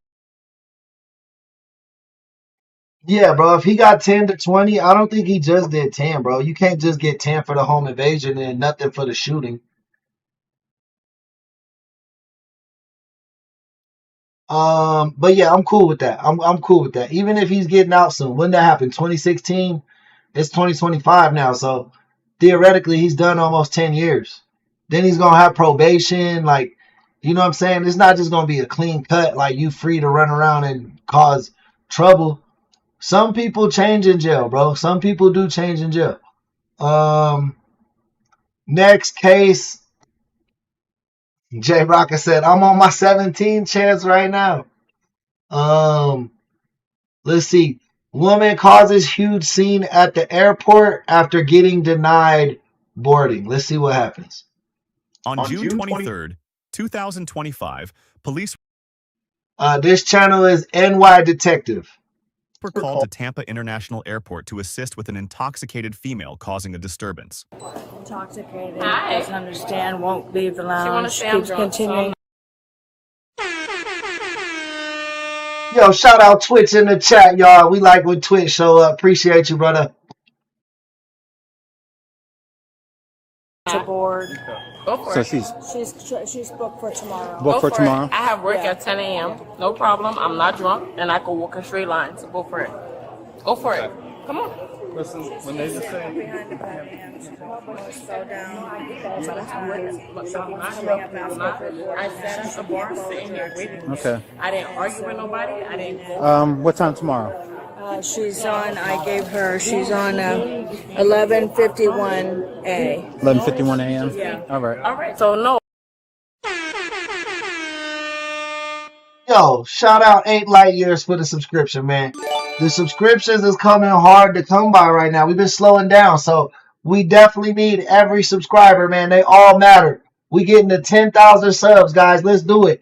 That puts us up to 5,312, I believe.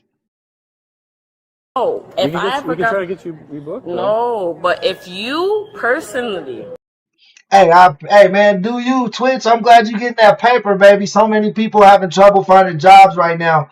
So the fact that you out here getting OT, getting that bread up, man, appreciate you, man. That's cold as fuck. I'm proud of you, dog. and I could call my dad, that's a cop officer, he would say, walk a straight line. If I can't walk a straight line, that's okay. That's not what we do.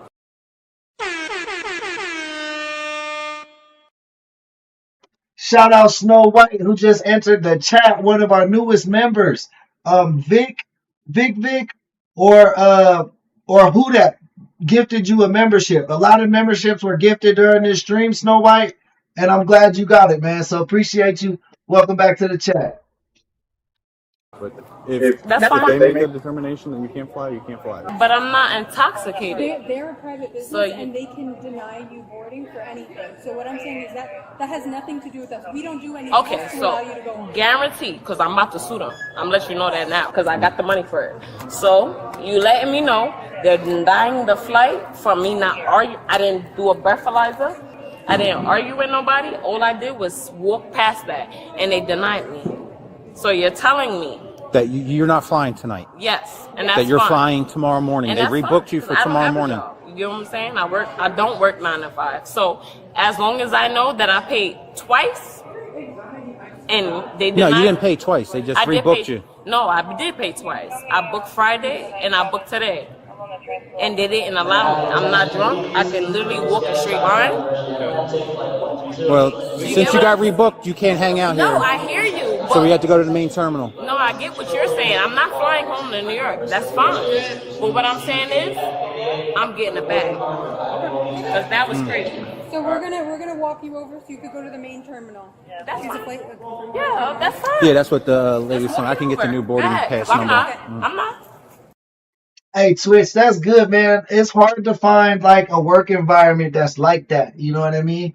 That's why I'm happy for you and Dose, man. It seems like y'all got really cool jobs that you enjoy going to, which makes it all the much more easier to wake up for that job in the morning. You know what I mean? Shout y'all out. I'm not getting on the flight, so I'm not walking that.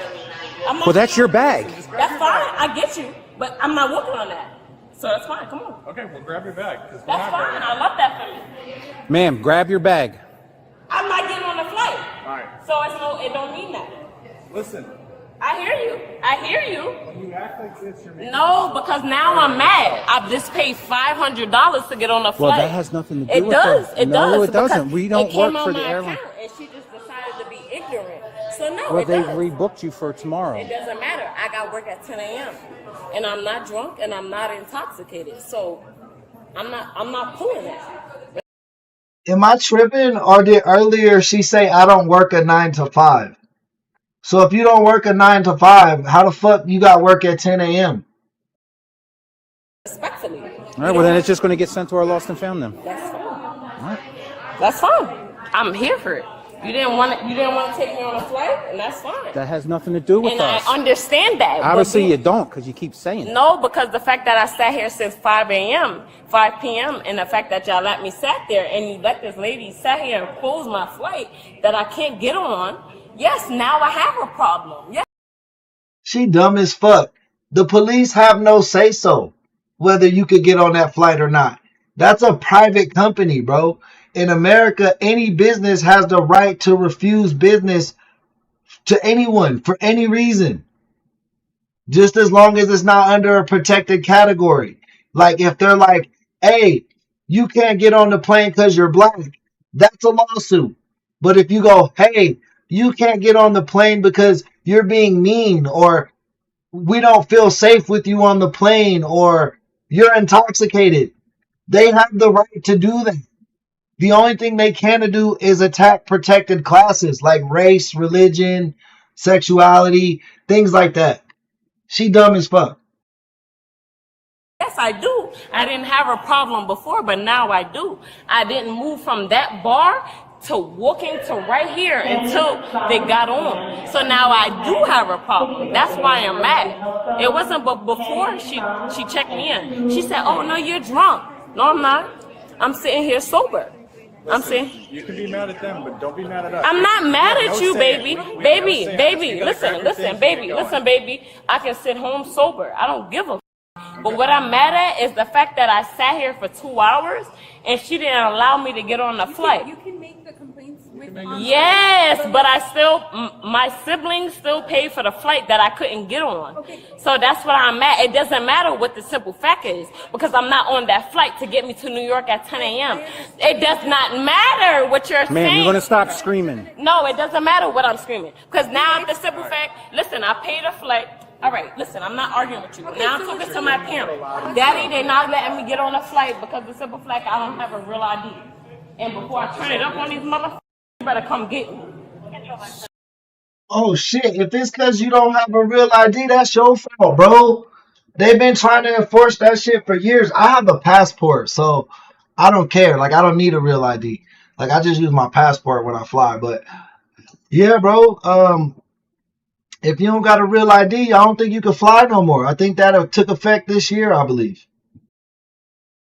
Straight like that. Straight like that. It ain't because I don't have an ID. These is the white motherfuckers, and they not letting me cross the border.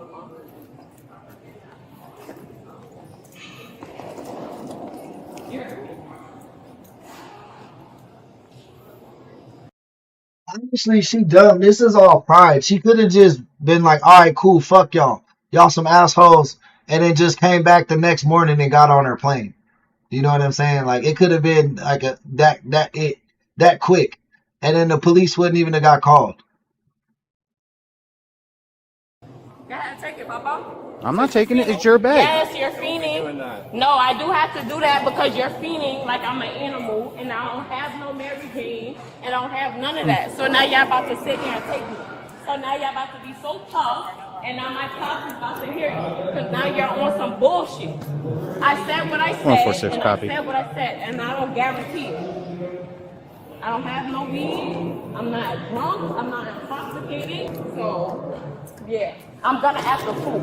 All right, well, if you act a fool, you're going to talk yourself into going to jail, and you don't want to do that because then you're not going to make your flight at all. Because you know what? I got work at 9 a.m. All right, well, let's get going. So come on, Papa. Let's make progress. Come on, Papa. Let's go. And I promise you. Somebody getting some kisses from SN White, man. Y'all lucky. Y'all see her profile. My dead son, I promise you, my dead son gonna end all y'all careers. All right, come on. I promise you. I promise you, my dead son is gonna end y'all career. And y'all gonna wish y'all ain't never do. Hold up. My dead son is gonna end your career? What the fuck does that even mean? What is she getting at? You got somebody coming to pick you up? No, I'm driving home. My son died 2 days ago. So and you drove here? Treat me like an animal? I live in New York, and you want to treat me like this? The business bro won't up. So where you going now? New York.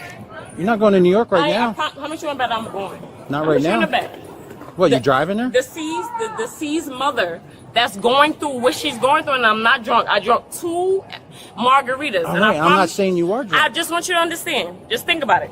The mother that just lost her child 2 days ago, and she's explaining to you that she's not drunk. I could walk a straight line, and I still made sure I didn't board. Better than birds no go and take care of you. I'm not going to argue. So where you going now?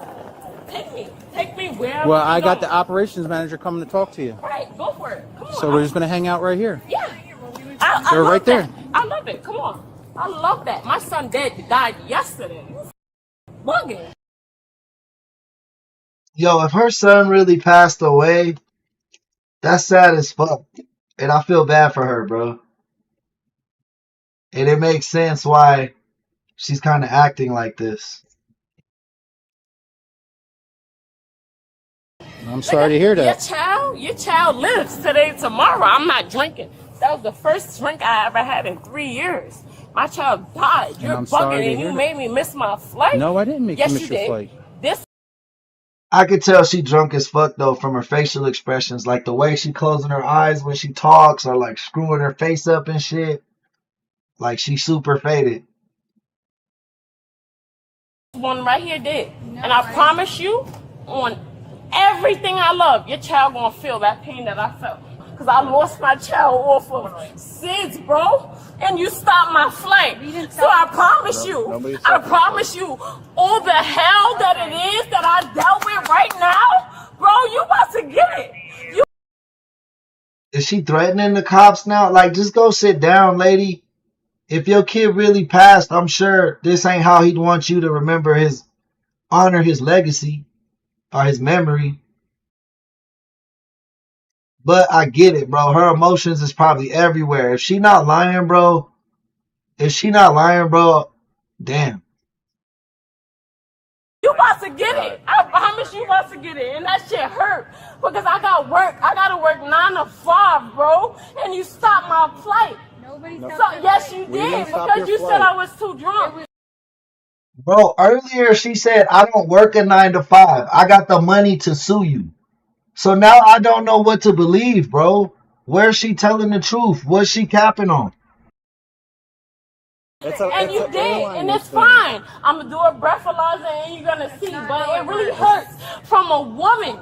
It really hurts from a woman from the day and age that's not even 30. And if she is 30, you're going to keep yelling like that? No, because it hurts. I just lost my child 2 days ago, and you literally told me I couldn't get on a flight. So you're going to see. I hear you, sweetheart. I'm not drunk. Airlines said you couldn't board. Yes, you did. American Airlines. I'm not. And that's fine, and I respectfully hear you. And what I'm saying to you as a woman, what I'm saying, I'm not mad at you. What I'm saying, I respectfully hear you, but you're talking the whole time everyone else is talking. to you as a woman, you stopped me from getting on a flight that I'm not drunk on. You're not listening to us. Because we didn't say. I'm not mad at you. American Airlines. Baby, what I don't think you understand what I'm saying. I hear you. I'm not mad at you. When whoever comes to get me and ID me, I'm not sure. Baby, what I'm saying is, I don't think they charged her twice, Snoopy. I think she just said that because the cop already said, no, they rebooked your flight. Like they took you off this plane and put you on a morning plane, which means they wouldn't have charged her twice because the airline accredited her. They didn't even say like, hey, you can't fly with us at all. You got to get a new airline, no refund. They just changed her ticket from that nighttime flight to the morning flight because she didn't have a real ID or she was drunk or maybe both.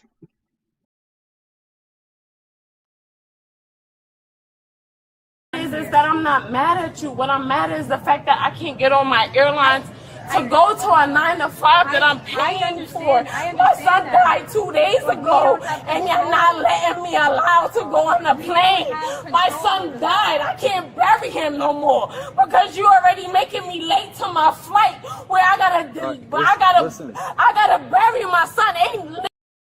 Oh yeah, she lying. Cause remember at first she said at first She had to get to work. She can't miss that flight because she got to get to work at 10 a.m.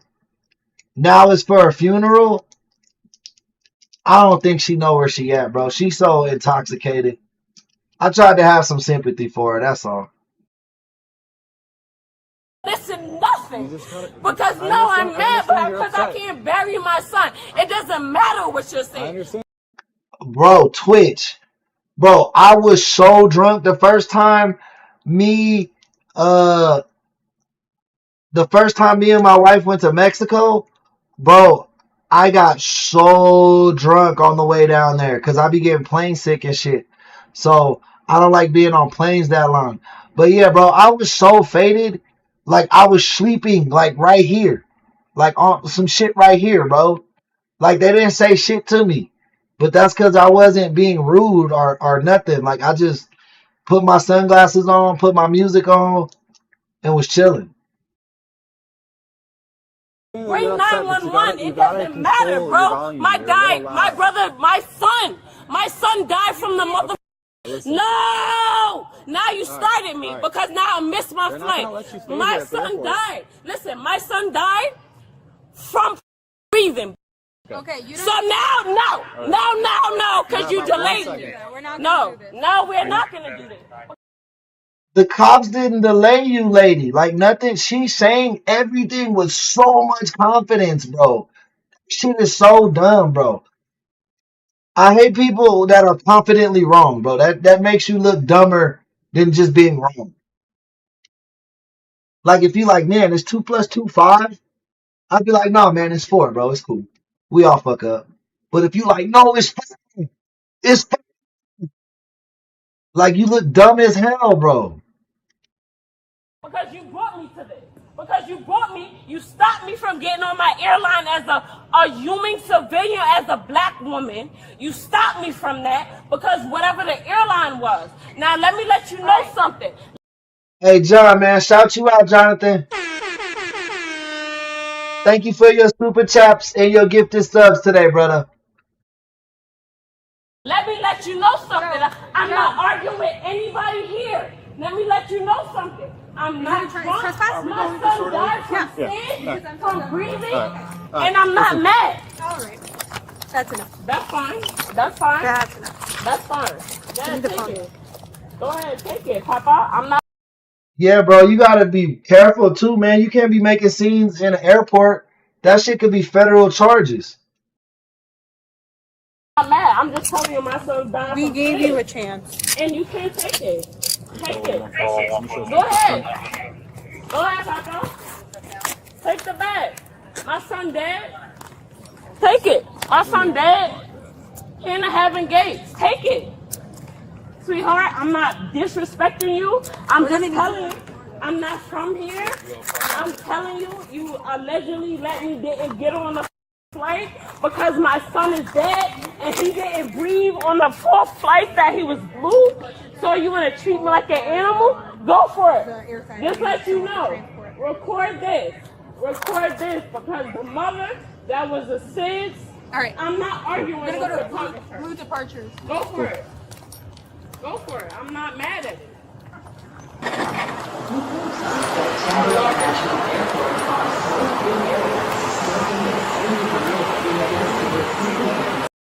Bro, all she had to do was leave and come back in the morning, dog. That's it.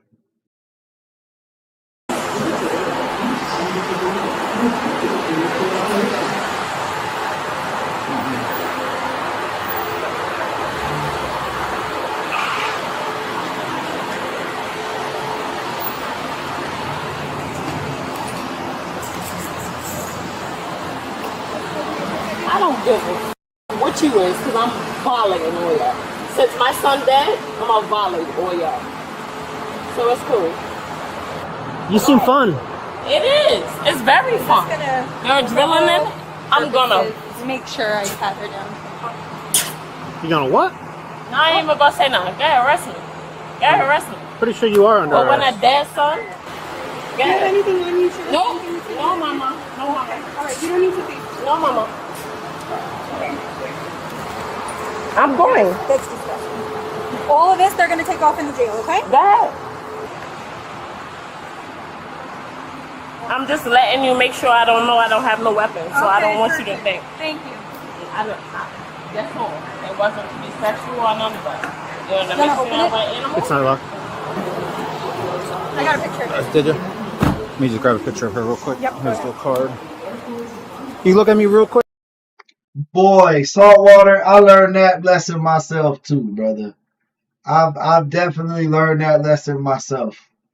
You know what I'm saying?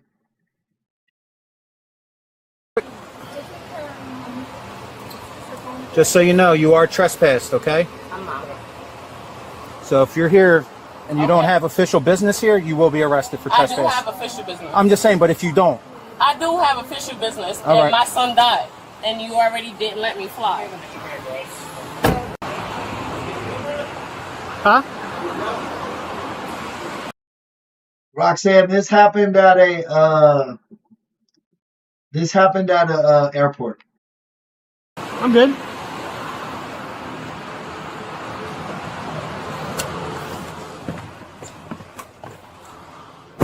Got air back there? You want me to roll the window down, or do you? Sir, it doesn't even matter. My son died just 2 days ago. I'm sorry. It doesn't even matter. They treated me like an animal, and it is what it is. Take me to the precinct so I can call my dad. She was charged with disorderly conduct. Share your thoughts in the comments below, and don't forget to like. Man, I hope her kid really didn't die. I hope she was just drunk talking, bro. That's sad. But man, of course she got disorderly. She was cool. Like the cops was cool for only getting her with disorderly, bro.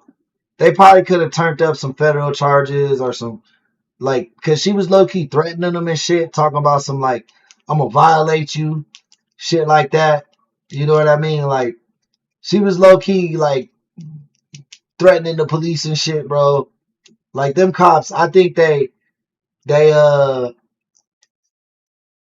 think that they thought she was just faded, bro, and they felt bad for her. So they just hit her with a quick little misdemeanor.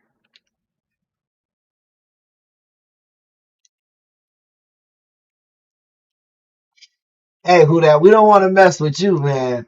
We know you was locking down. You was a sergeant in them prisons, in the women prisons, who that. I know you can handle your business. I know you can handle your business. Guys, that's gonna be our stream for today. Appreciate you guys. Make sure you guys are in Discord. Who that? Make sure you're in Discord, guys. Join our Discord so you can see IRL pictures, food pictures from the community. We do voice chats in there. We do a lot of cool stuff in our Discord, man. So definitely join our Discord if you guys aren't in there yet. The link is in the description. Shout out to all our sponsors today. Let's talk about today's sponsors. We got Nicole with a super chat. Who that with a super chat? Jonathan with a super chat. Misty super chat. John with 5 members gifted. Jonathan with another super chat. Dopa Dopeness with a super chat. And Vic, she gifted 5 memberships to the community herself. And she wasn't even a member at the time. So it was really cool to see someone else gift memberships and her get it paid back to her. Like, I really like when the community does that for each other, man. It makes me feel special. It makes me feel like what we're building here is something special. Like a real tight-knit family of Crime Stoppers. I appreciate all you guys. Oh, and Amy on Cash App and Saltwater on Cash App, man. So thank them too on Cash App. Appreciate you guys. If anyone else sent in a Cash App, let me know. I don't check it, so I don't know. I don't get like a message. I'll be able to check it after the stream type shit. But we'll see you guys tomorrow, man. If not tonight, make sure you got post notifications on. I love each and every one of you guys. Make sure you guys like and subscribe if you haven't already. Definitely share the stream on Facebook. If you guys got a Facebook, please do so. Hey, Twitch, way to be the closer, baby. I love to see you close out the shows with that super chat, man. Definitely appreciate that. Let's cue the outro music. Let's get it rolling.